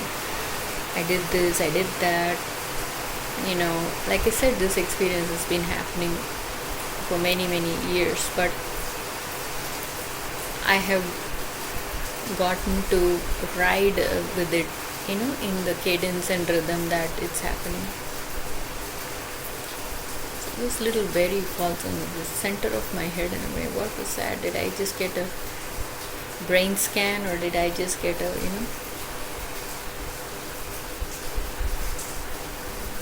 what happened to my brain? Now, I'm sure a lot of things were happening all around in the world. There was an eclipse coming, this, that, whatever, consciousness changing and energy levels, this, that, whatever. I wasn't in tune with all that. I was more in tune with what was happening within me. So I let it go, but like I said, I couldn't stop thinking about it. It had fallen right in the center of my head. Then I started to think, what is the lesson? What was it? Am I supposed to? And I was watching how my mind was thinking and what I was doing in a day. But definitely there was a shift. There was definitely a shift. So I was thinking, and I get these thoughts, I write it down, and I was just casual about it. It's these kind of premonitions or experiences, you kind of reflect on it, like I'm talking about it now. The rain, rapture, right? The topic is rapture, so it's crazy. It's just raining so heavily all of a sudden. I think you can hear it. So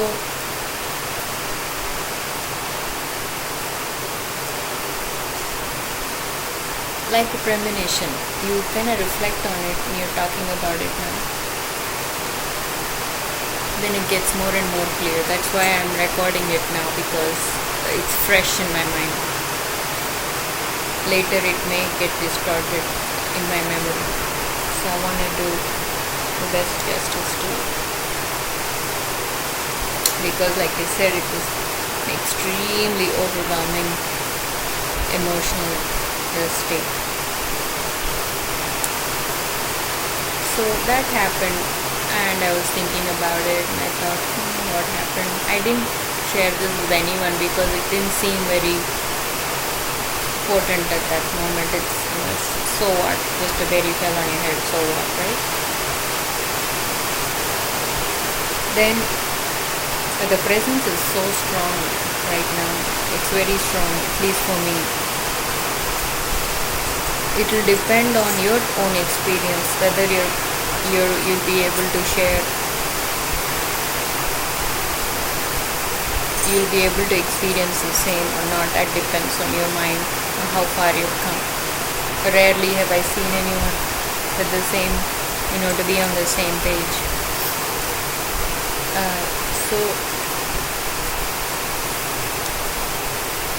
around September 10th or so, I just did some home project. I'm living alone in an apartment here, and I have this swing chair that has been coming along for years now. I had it when my son used it and enjoyed a lot, and then we moved somewhere and it didn't work out anywhere. The space was too small.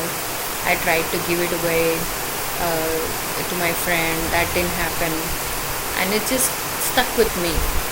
There was some energy to it, it was just not going away. Then I came back to this place, and then it came back with me, so I had it in my attic, and it's like a wooden swing chair with the iron hanging, So it's almost a year since I came, and I've been doing these projects very, very slow and nice. Like I said, slow living. Your mind gets very slow because you have so much energy accumulating. You want to carry it with as much dignity and grace, and you don't want it to scatter. This is the work of integrating your entire being into a state where it's dignified and it's beautiful to carry yourself to this. So it was going along so well, the project. When I started, I thought, okay, let me hang the swing chair somewhere, because I had gotten rid of another big chair. It was broken, had that little space, and everything worked out. And it's so funny because when I went to the welding shop, because they had helped with the iron chain when I was in some other house, to reduce the height. So I was in the same shop. I asked them whether they would do it. They said yes. They gave me the number. I went, did some shopping, and when I came back, it was raining heavily, just like this. It was raining heavily. So I came, when I on my way back, I got completely wet, and this welding shop guy called me inside, gave me a seat. I sat down until the rain kind of slowed down a little bit. I didn't mind getting wet. I was actually enjoying it, and I was not that far away from my home. So this relationship was going on with them, and I'm kind of aloof here, and I have my own life going on. I don't have much activity, around. So, and it was nice. I got friendly with them, and I said, can you come and do the work? And they said okay. Everything was going like planned. There was no obstacles. It was smooth. So I was really, really excited about it. Like, finally, that's why you came back to me. The chair, I never got to get rid of it. They come the next day. They measured something. They made a extra iron hook, like an S shape. They made a hole in the ceiling, and they put this really big hook, and it got over in 10 minutes. I was really happy, paid them. And I was using the swing chair for 10 days or so, really, really nicely, and I was really happy about this little remodeling home decor project I did. And so the last Sunday, long story short, although it is long,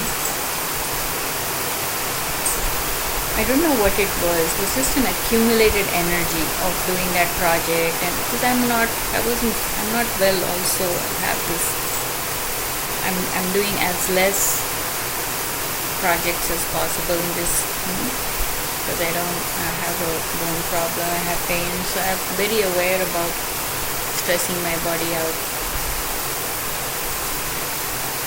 And that Sunday morning was absolutely beautiful. I was so clear in my mind, and my body felt free, and I thought, okay, it's going to be a day of all day praying and sending out good thoughts.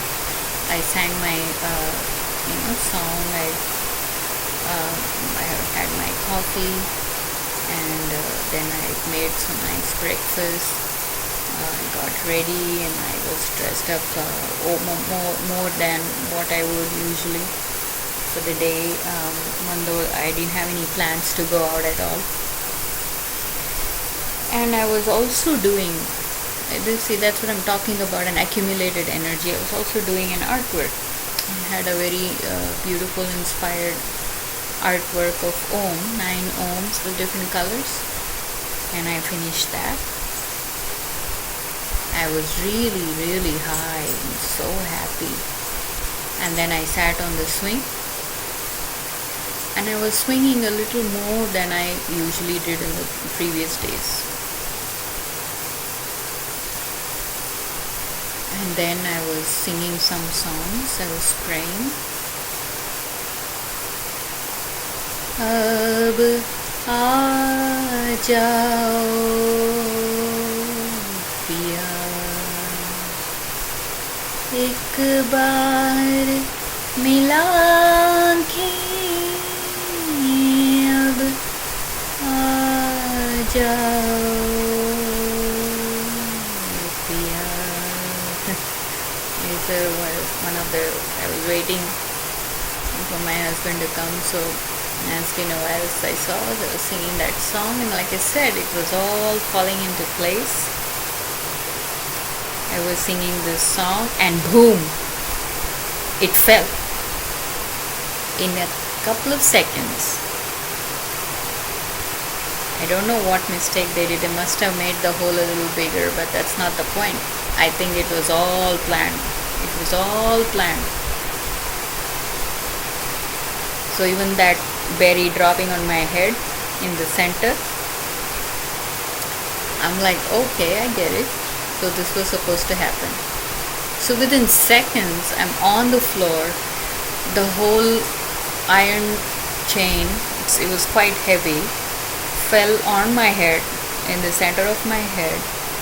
And then I was on the floor with my hand on my head. Just the burning sensation was excruciating. Of course, my body then started to cry. I looked at my hand, was full of blood. Now my mind is working like, what am I supposed to do? What should I do? So I took a handkerchief. I put the handkerchief on. My mind was awake. I didn't panic at all. I mean, the shock was there, but I was pushing through it. Amazingly, surprise it was. Never expected it. It was pretty tight. They had done a good job. It was like a war of two energies colliding at the same time and same place. It was unbelievable. So I put my handkerchief on my head, and within minutes I start calling the maid in my building. No one. I couldn't contact anyone. Then I thought, okay, I'm gonna do this on my own. I locked up the door. I took my purse with my hand on and hanky on my head, because I don't know how bad it was. I have no idea. It's bleeding, it's hurting, and I've stopped it. I have no idea how bad it was. And I was just doing the right thing. I had no time to be afraid. I had no time to talk to anyone. I was just trying to do the right thing. So I go down, and there was a lady there who I knew, but there was an auto standing, and I told her, the Jula just fell on me. I need to go to the hospital. So the auto comes. I barge in. I try to call my friend, and she didn't pick up the phone. And then I just went in the auto to the emergency. On my way, I saw this friend I had just called, and she said, I can't come to the hospital. I said, I wasn't expecting anyone. I was just happy that I saw her on the way. Let's see how minds work. We'll talk about that later. With the place I live in, it's a very, everybody's in their own world. It's like, I don't want to help anyone, and I don't want any help kind of a place. So I go to the emergency, and now my tears are just flowing, because now I'm starting to feel overwhelmed, and the pain is, it's just going inside my brain. And she says, It's just a scratch. It's nothing. It's just a small crack. I'm like, really? You mean I don't need any stitches? That's when I realized that a miracle had happened. And then I started to cry a little more because now I started to feel a little dizzy, with all the blood and all that. When now that I think about it, it wasn't bad at all. There was absolutely something saved me. You see, I had accumulated that beautiful energy all day, all morning, and that kind of, I think it was like a shock, what to say,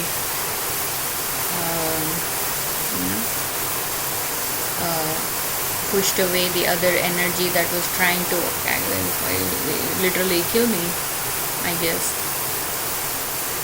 It was meant to happen. Can't really say, oh, I shouldn't have done this. No, it was meant to happen, so it did. So she just put some bandage and it wasn't even sticking, and she gave me some tetanus injection to not get septic because it was iron, and then I went out, and now I'm starting to feel really weird because this was a crazy experience. And then I go out, she said she'll give me some painkillers. I go there and some other patient comes in, an old man. I don't even know if he was dead or alive, and everybody went into the resuscitation room, and I was left there all alone. I'm like, now what am I doing here? So they gave me a little orange drink or something, and I'm waiting, and I had told the auto guy to wait outside because I don't know how I'm going to feel, how much blood is gone. I'm not sure. I waited for some time, and then I started to feel really weird. I said, there's no point waiting here, I'm just wasting my time. Like I said, you're in a very hyper aware state, so you want to do the right thing. You don't want to waste time sitting there when something's not happening. So I felt a little better. The blood had stopped coming, and I went out. I took the auto back home, paid him well, and I just sat down and thought about it. I'm like, wow. And I started to, again, I cried a little bit, and I prayed, and I said, thank you, Lord, again.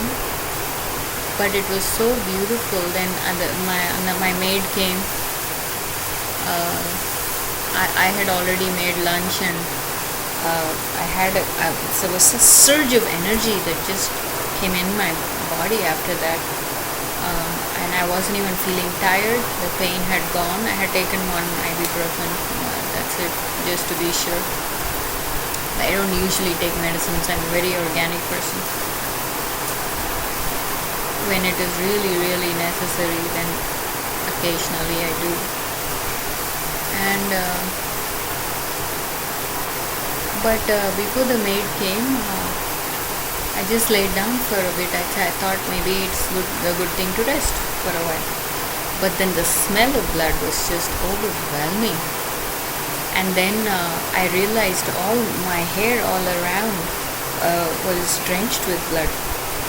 So now I'm just going into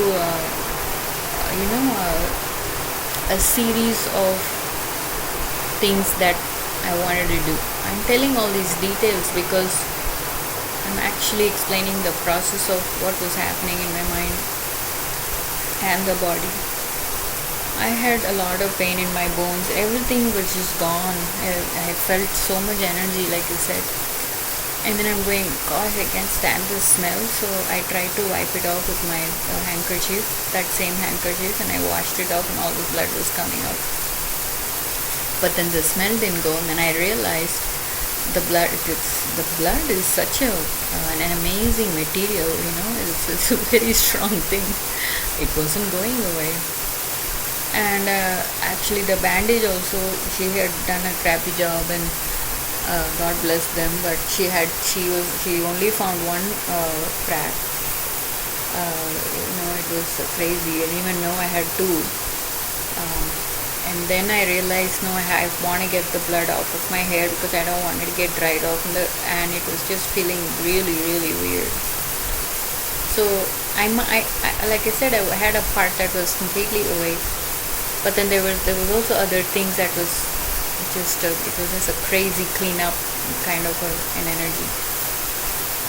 So I took the risk and I said I better wash it off now because I don't know how it's gonna be later.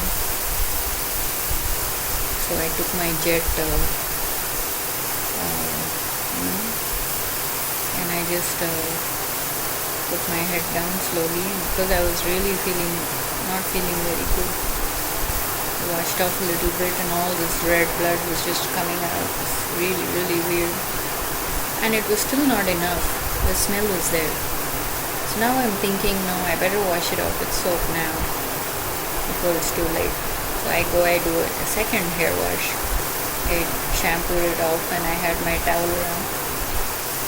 And I had actually cooked some simple food because I had the energy. There was no one to help, I didn't have anyone here. So that is also a lesson. It's okay.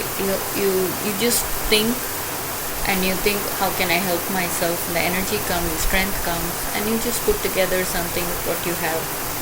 It's completely possible. You don't have to go to a state where you're breaking down or going into very negative states where nobody to help or whatever. That just occupies the space and time, and then before you know, it's too late. So you just pull yourselves up and you just do it. It's possible. So I washed my hair and I felt good about it. I still don't know what's happening in the wound. And then this lady the maid comes. So it's like, what happened? How are you? So I removed my towel and I showed her what happened. And finally I told her to take a picture to see exactly what you have to take care of your body. You have to know what's going on. Took a picture, and lo and behold, there were 2 cuts on both sides of the exact place where that berry had fallen.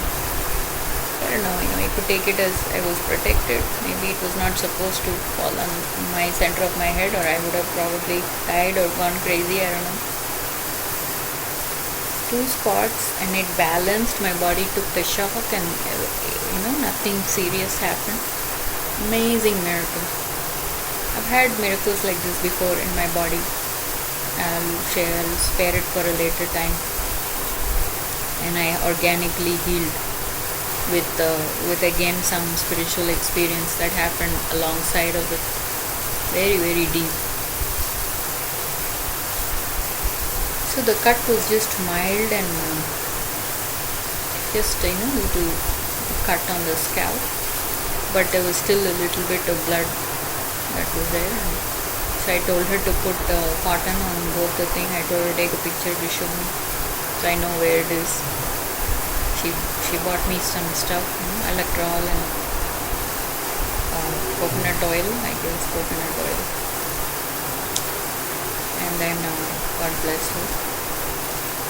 Then I was fine. After that I was fine. So now for the 2 days I've been just sitting with the experience. How big of a miracle it was. I put the swing away again. It's back in the attic. I'm not going to do any more projects. Not that I'm afraid. It was meant to be. The whole process, the entire journey had led to that particular moment, perfectly aligned.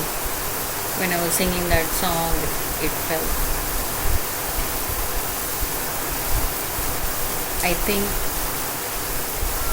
that's why the word rapture came. This is the most beautiful experience of my mind and my body and my spirit just coming together in that perfect moment of blessing. I would say His grace upon me. You start to love life more. You start to value it. I'm moving around, I'm not bedridden. I am taking a lot of rest. I can't even touch my hair because it gets pulled and it hurts. So there are things to do, the aftermath of the shock and the recovery process, kind of. And I'm excited, actually, waiting to see what would happen in the coming days. Very, very excited. although there's a little bit like my mind is shaken, it's all like scattered, and I'm sure it's being put into place. So I'm actually surprised that I'm even able to sit and record. But I just wanted to share very, very important experience, and what happens to your mind, your body, and then the next level, next step. God is with us. He's always with us, watching. He knows what He's doing with us. We're on a journey and we're getting somewhere. So hang in there. No matter what experiences you're having, we're especially through the body, because you need the body as a vehicle for the soul to reach home. So hang in there, be with it, do what you can do, even if it is overwhelming, piece by piece, experience by experience. Create that space where you can sit and think and be with yourself, and just keep the good memories and keep that hope up for many more beautiful experiences in this space of life that is being given to us. Enjoy every moment, whether you have a baby or you're just married, you have family around. Love people, be kind, because you never know in one moment what is going to happen. You don't want any regrets in your soul. Be aware, live in the moment, and be grateful for the precious opportunity to experience the beautiful presence of God. Lord, this beautiful morning, October 2nd, 2024, I am so inspired to share these words. Please be with me. May the good love rise and be the one to inspire and uplift anyone who comes across beautiful presence such as this. Thank you, Lord. I could not resist recording these words as I was laying down and letting my thoughts overwhelm me with such beauty and inspiration that I sat down to record. My body is going through some kind of a throat pain, body pain, sickness, but that's part of the war here.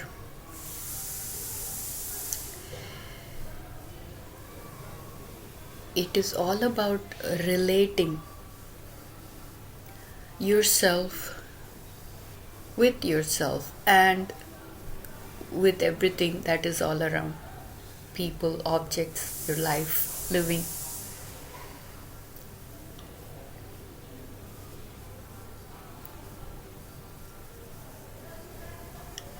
It is a very powerful spirit of life that we carry in ourselves. In the natural, like any other creation in the world, animals, birds, plants, trees, everything that is in nature and creation, we are just like that. But as human beings, we are fortunate to be one of the most complicated, intricate, and most beautiful creation of God. It's my understanding of who we are if we put a thought into it, instead of just blindly and monotonously just going along with a rhetoric way of living. then we're just like any other living beings on earth. But as human beings, we have, just think about it, we have the ability to feel love, to feel kindness, and all these other good things. We're also attacked and bombarded by negative feelings, pain, suffering. The whole world is a reflection of who we are from within. Individual work. That's why it's called self-realization. Nobody else realizes yourself for you, do they? If you're interested in that path, if you're inspired by it, do you have an experience where your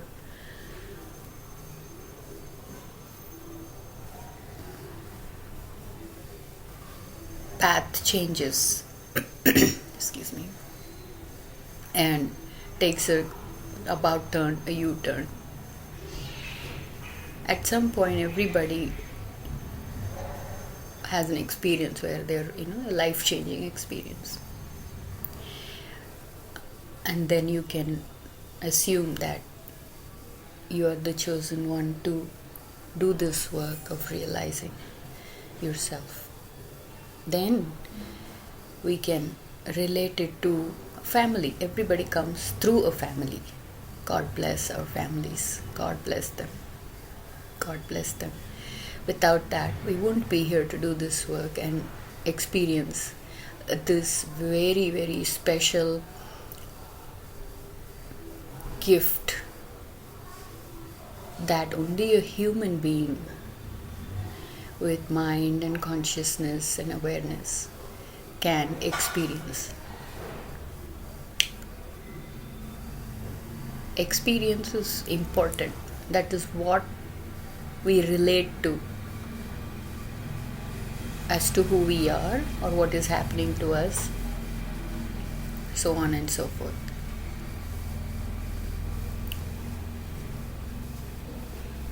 It is easy to believe in something that exists. A table, a chair, a round blue yoga ball, the life we're living, the food we're eating, people that are alive and around us. It's easy to see it, so it's easy to believe in that it exists.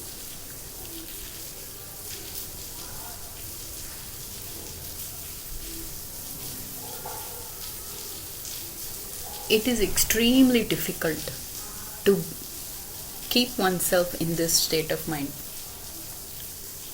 leave alone all the time. But it's necessary to rise up above the body's restrictions, limitations, the mind's chaotic, confused, scattered thoughts, and the spirit's unwillingness. It is important to overcome all this. So it's a lot of work. It's a full-time job. It's a full-time job. So again, like I said, this is just an attempt. Nobody is perfect. I am doing the work as I sit here and share these thoughts also. So it's a very humbling process for myself and hoping that it will be for others too. As soon as there is an energy of dominance and submission and me higher, you lower, punishment, your mistake, my rightness, there is war, there is conflict. So we have to understand those feelings and conflicts from within and see how we can create a balance, how we can reconcile with ourselves in order to be in a state of mind to reconcile with creation itself. Otherwise, it's very frustrating. Everybody goes through that at some point of the time. What I went through in my 20s, now children are going through in their teens. I mean, it begins at birth. It's very intense right now. This war, this energy of life that wants to live and love and have a good life, it's very strong. The competition is intense. So there is also the opposite energy that is that's normal, but that's a very natural for a human being to be selfish, to be, because we carry all those energies from what the creation is out there. If you think about it, all the animal qualities are inside a human being also. It's kind of a higher state of a being that is created to see if it can succeed in realizing that it is a spark of God. It is something so beautiful that is created on earth, and how much that justice we can do to give it back as a gift to God. How beautiful that is. So we are relating to something that is outside of us in order to reconcile with what is within us.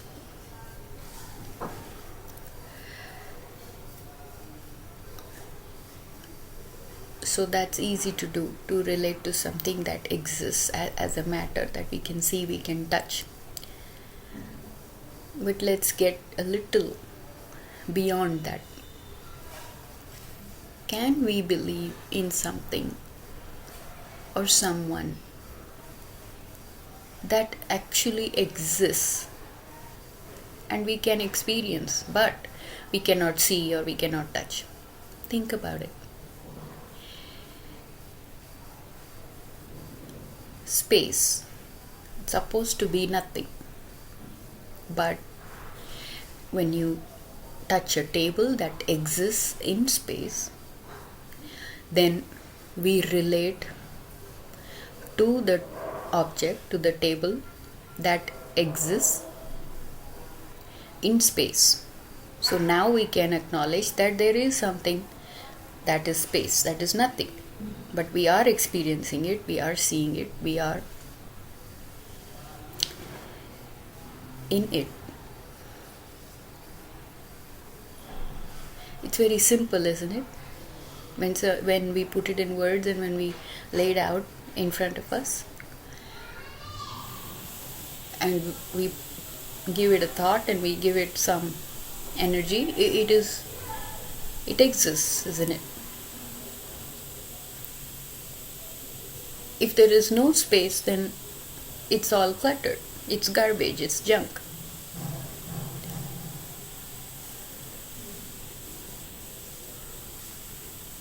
It's not impossible, it's very doable.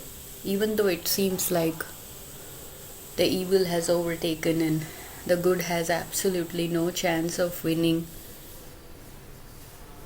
it's very, very doable, it's very possible. It doesn't rush, it doesn't push. It is an organic process. It happens with love and understanding. Absolutely no conflict or war. It happens in its own time. But it's certain that it will win. If the good people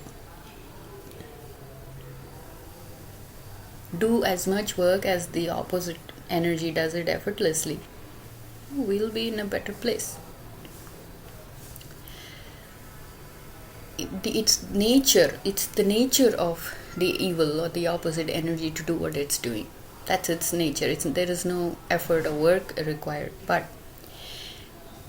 anything that requires effort, pushing through challenges, it becomes a better being, it becomes a better thing. Anything, whether you take an art form or music, you work, you put in the effort, and it gets that much more better.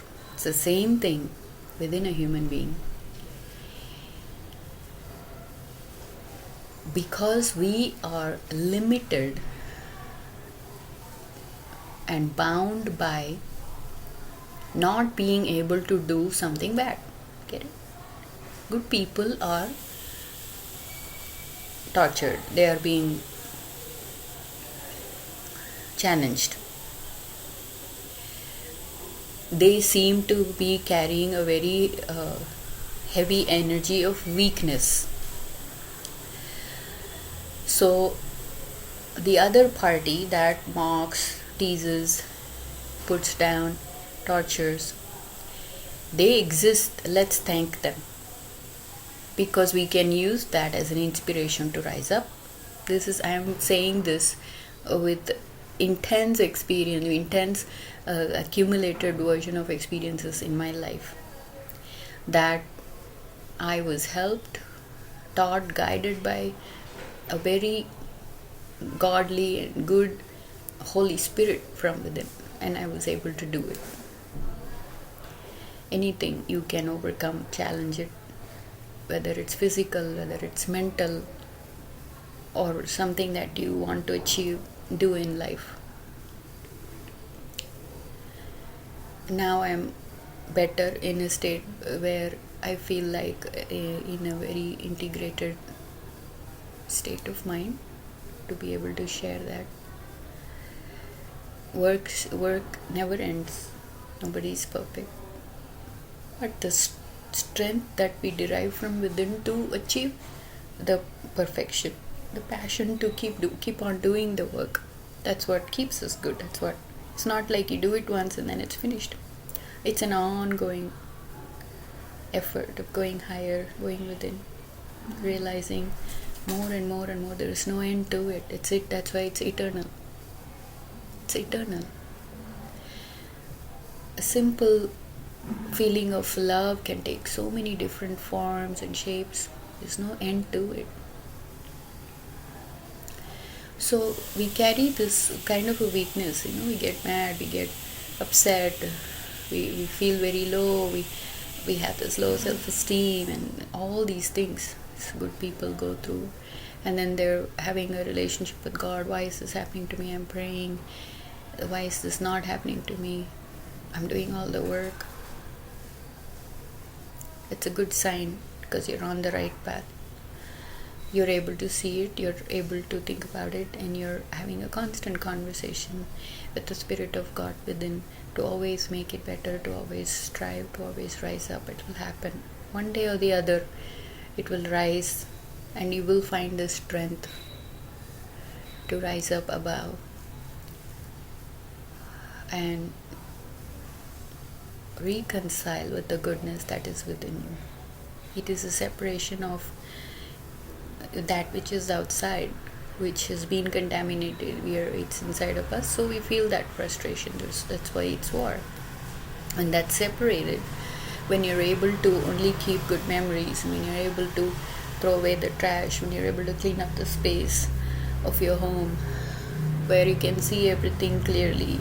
There is a sense of sanity in the mind and in your life.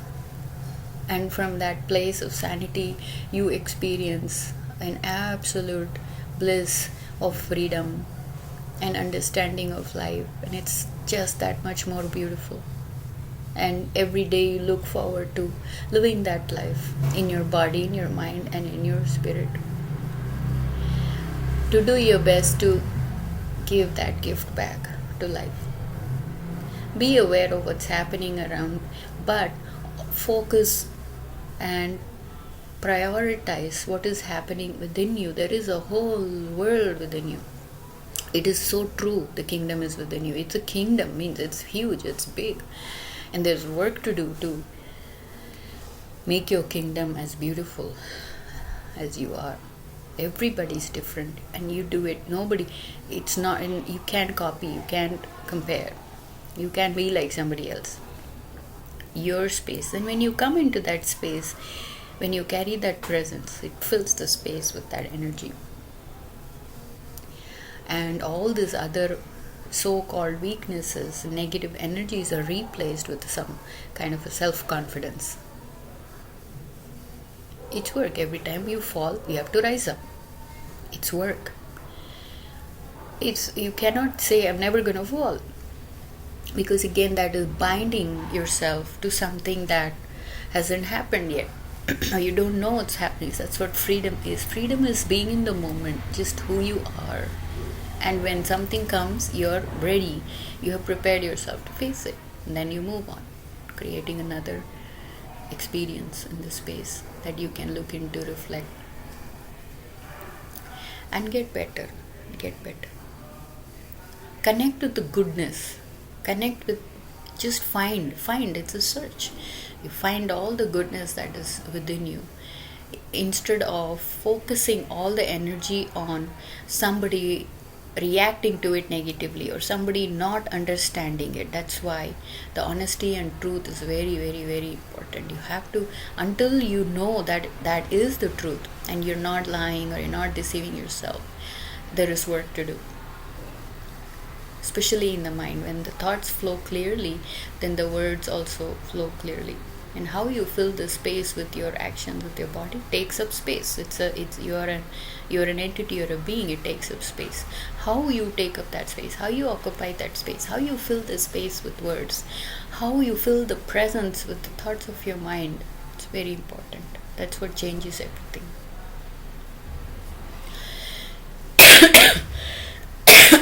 Excuse me.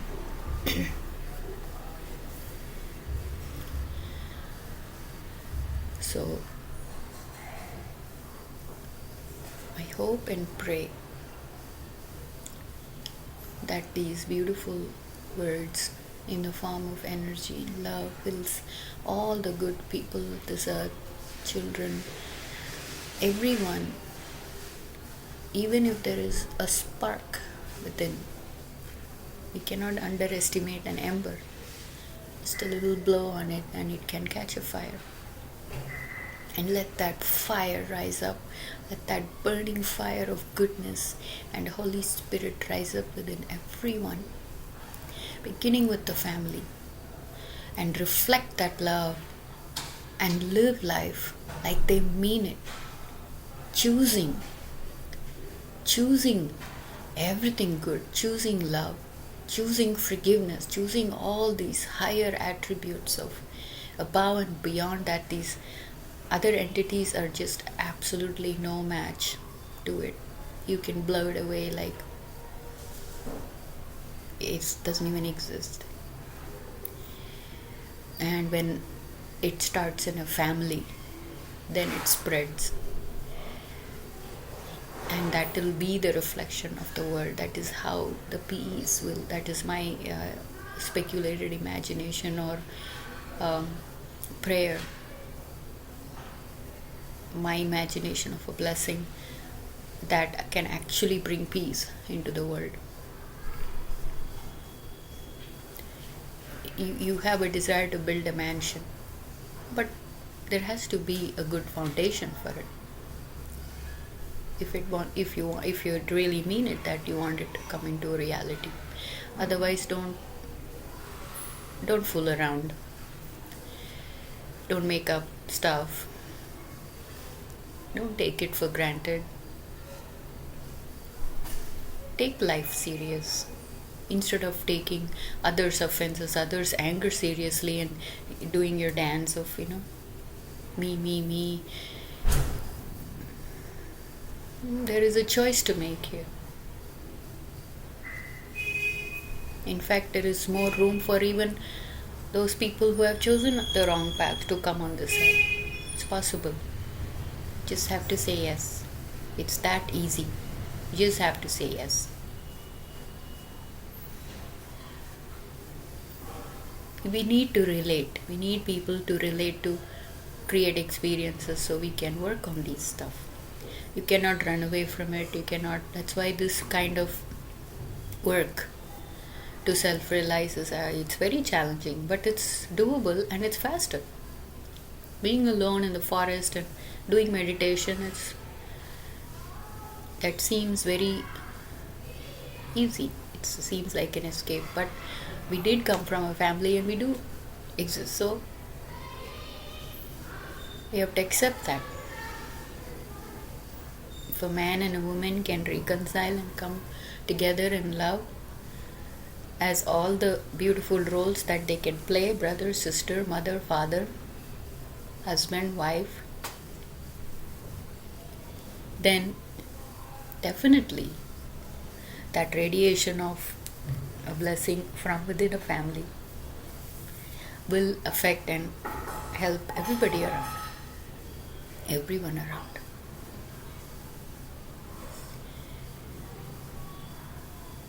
Let's begin somewhere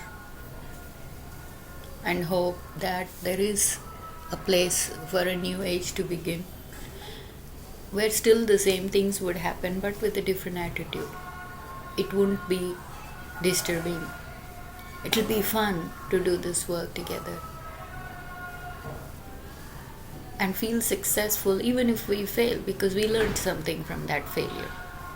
See, this attribute of goodness and love can twist and turn in any way possible to make everything into a positive thing, everything into a successful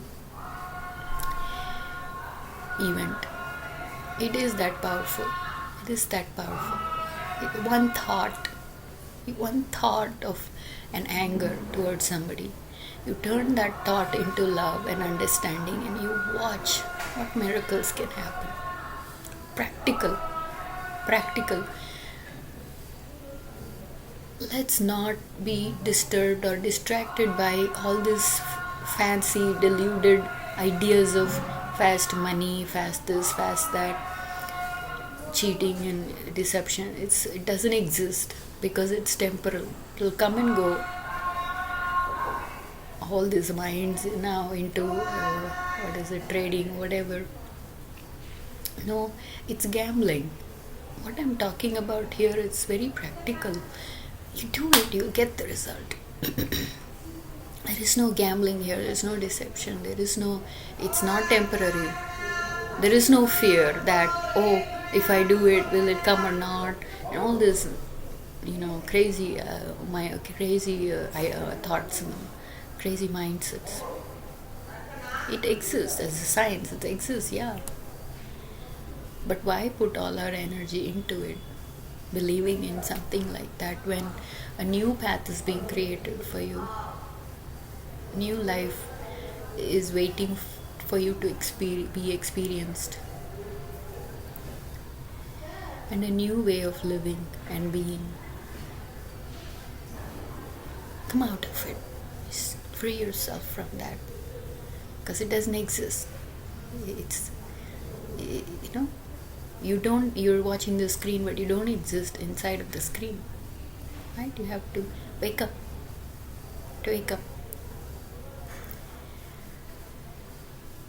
So, as of today, I pray that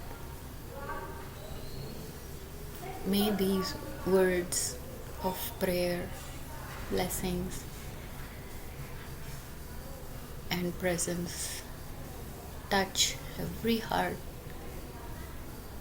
that belongs to God.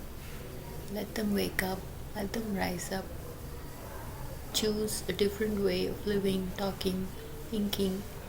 Take the time and the space to understand and share the love within and all around. You are the one. It's a little late. I'm just sharing the moment I am experiencing, the presence in this space, so it doesn't really matter what I share. It's just spontaneous and I'm being honest. So feel free to think whatever you may want to think, but this is pure love, soft power.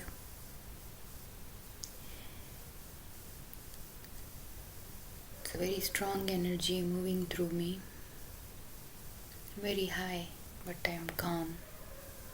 I feel balanced, can sleep. Mind is awake, heart's pumping with love. Diwali is coming up.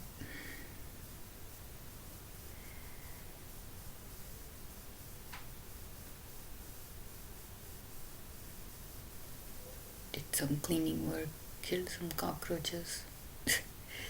Feels good to clean up the home, it's a suggestion. You're overwhelmed with something and it makes you sit down and you can't really control it. Don't try not to give in to it, but overcome it and try doing something else. Just mutating the energy instead of fighting it, or because we're trying to get to a place of absolutely no war, right? That's when there'll be no hurt or hate.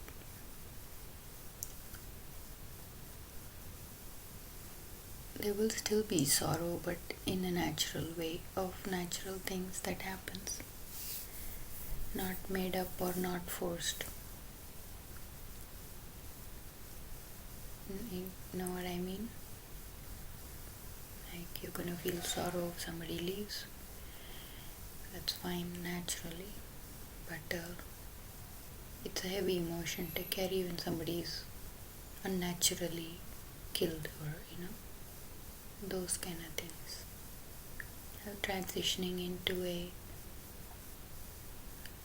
place of perfect peace, perfect moments, even though all the emotions will exist as a human being. So don't do it because you have to do it because it needs to be done.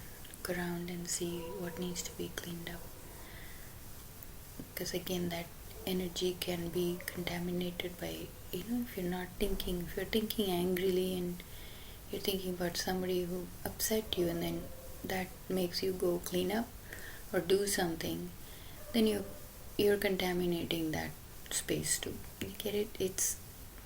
You have to eliminate it. We're not accumulating here, we're eliminating it.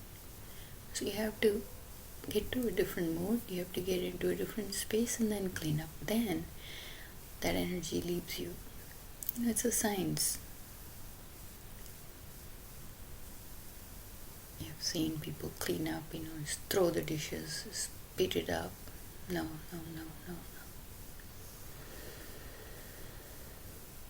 The energy of love and peace, it needs to transfer. Into every place you're in, thoughts and deeds. So you are the one.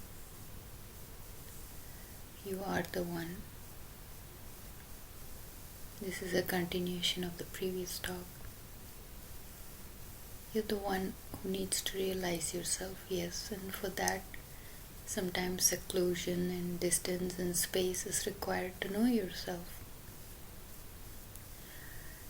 Currently, me and my family are all in 3 different corners, and I guess the work is doing itself. It's showing us the way. It's a very narrow path, but I'm sure we're almost there to the gate, and it's wide open to welcome us into the kingdom. You see, every alternative therapies and techniques asks you to visualize, isn't it? But here it's real. This is real. I shared some experiences that happened today. It's so real. It's not even invisible. His presence is so real. And it's very humbling. You don't even feel like you're manifesting the power or you're doing something. You're so one with the one that is within you. Right? I am one with myself. That's what the third eye opening and all that is. It's all symbolic. You can see any topic, you can use words, elaborate, make it into a big tree. It's a seed. But you can also keep it very simple and straight. What it means to be one with yourself is you know yourself. You're awake and you're aware about all the things you're doing, and hopefully you're choosing love to do it and be. You're always in this state of love, kindness. So you're radiating that energy. And anybody thinking of you or you thinking of them, it transfers. So, yes, it seems like a lonely path. It's always difficult while you're going through it, but once you're out of it, you're free. So, if everybody does this, instead of saying, no, I don't like this path of enlightenment, or I don't like this, it's too lonely, I like the world. My son used to say, no, I'm not spiritual, I'm worldly. Okay, enjoy everything in the world, but eventually you will have to figure out yourself in order to get along and be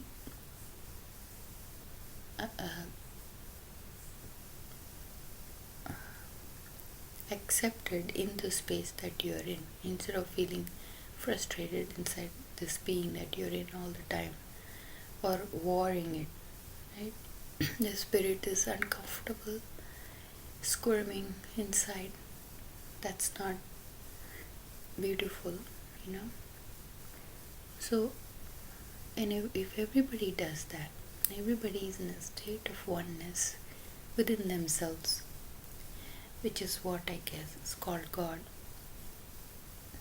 then when that oneness connects with the other one that is one with themselves, then we are one. You see? You're one with me, who is one with myself. Get it? So there won't be any conflict. There won't be any transference of energies that are conflicting or creating disturbance in the space. You know, there will be respect and acceptance. I bow down to the one in you, and you bow down to the one in me. You know, we fold hands, we greet each other. We play out a role of whatever relationship manifests in that space. And we move on. There is no residue. There's no active war going on. It's beautiful, actually, once we get it, once we get there. It's like connecting the dots, you know. So, it's like a nuclear fusion, you know. One pops and the other one pops, and it just goes on and on. That's my version of a visualization of a mass enlightenment happening in people, and I pray that those who are awakening be calm and peaceful and just be in the space and let it happen. Not be afraid. Don't be afraid. Your soul is owned by God, and He is the one guiding you. This is a gift. One time my son said, you know,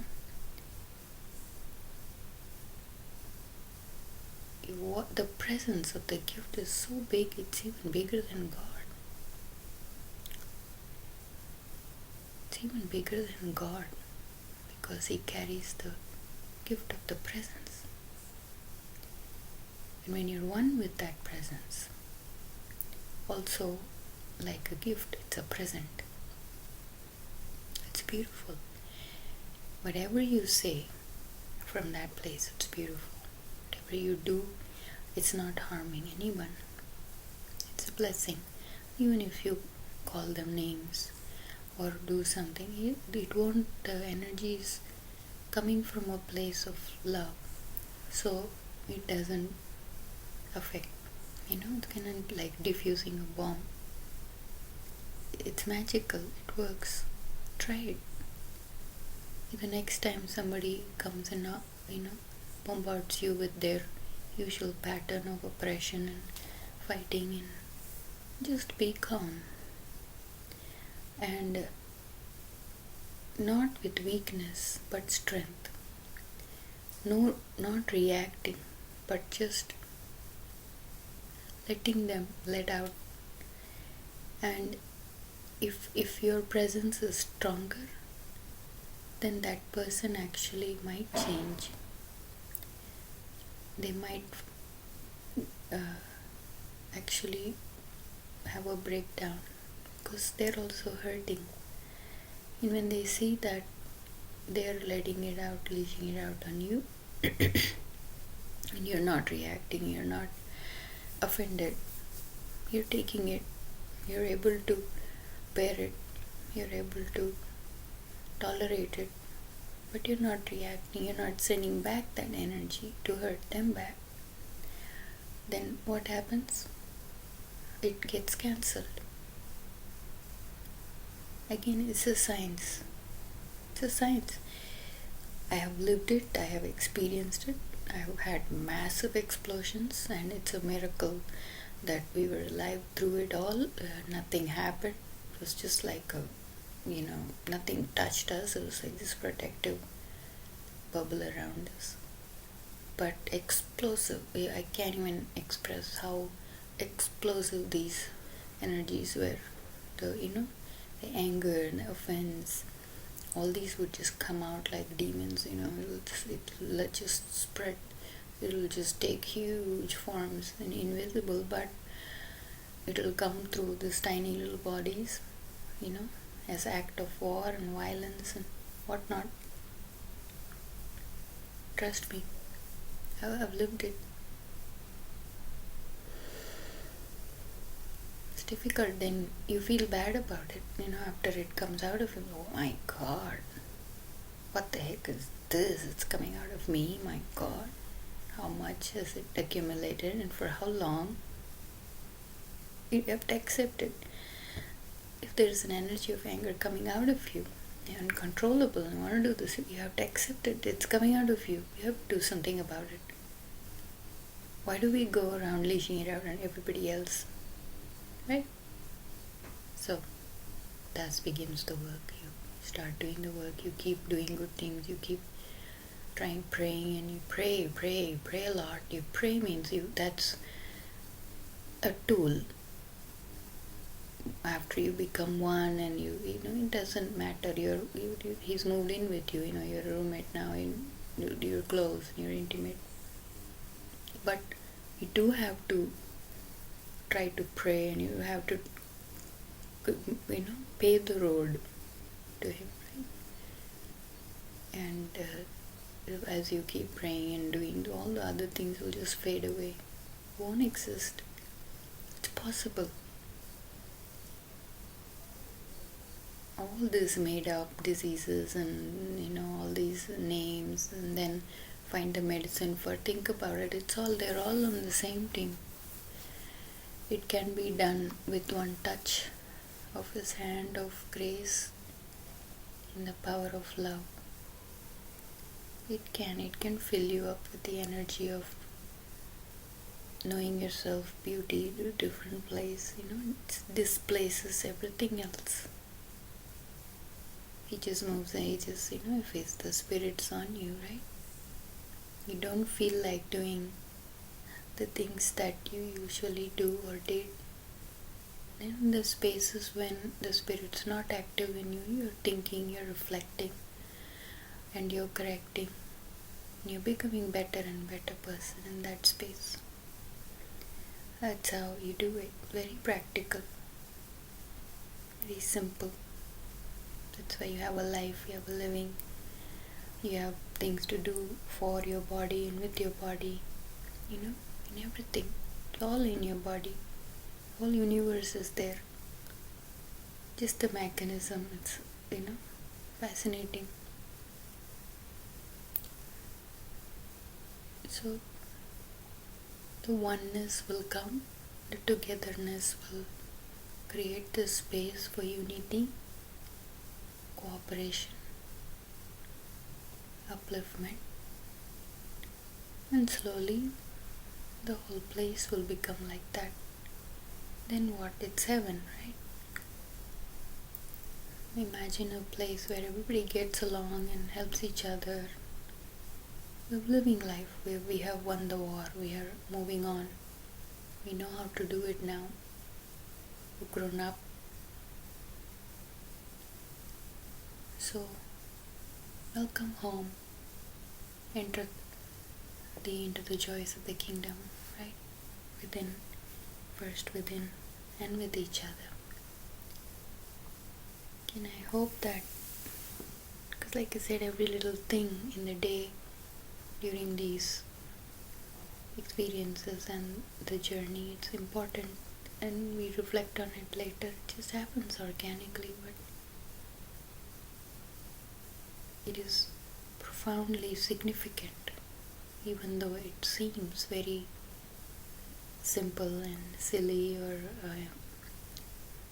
not important. It will hit you one day or the other, sometime or the other. So let him in. Let the ancient gates be open. Let the ancient's door be open. Identify yourself as that king or queen, or whatever role you're playing. And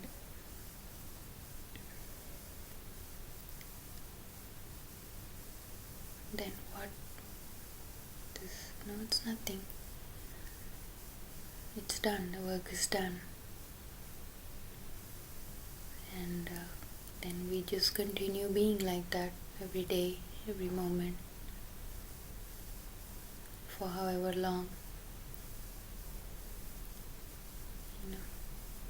Long life, happy life, healthy life.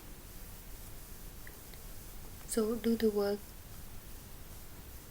Rise up in the good spirits, all the goodness that you are. If you're not, create it.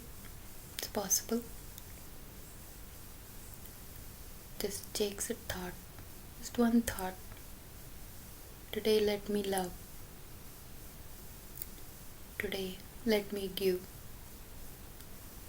Today let me help. Then it becomes your lifestyle. God will be very happy with you.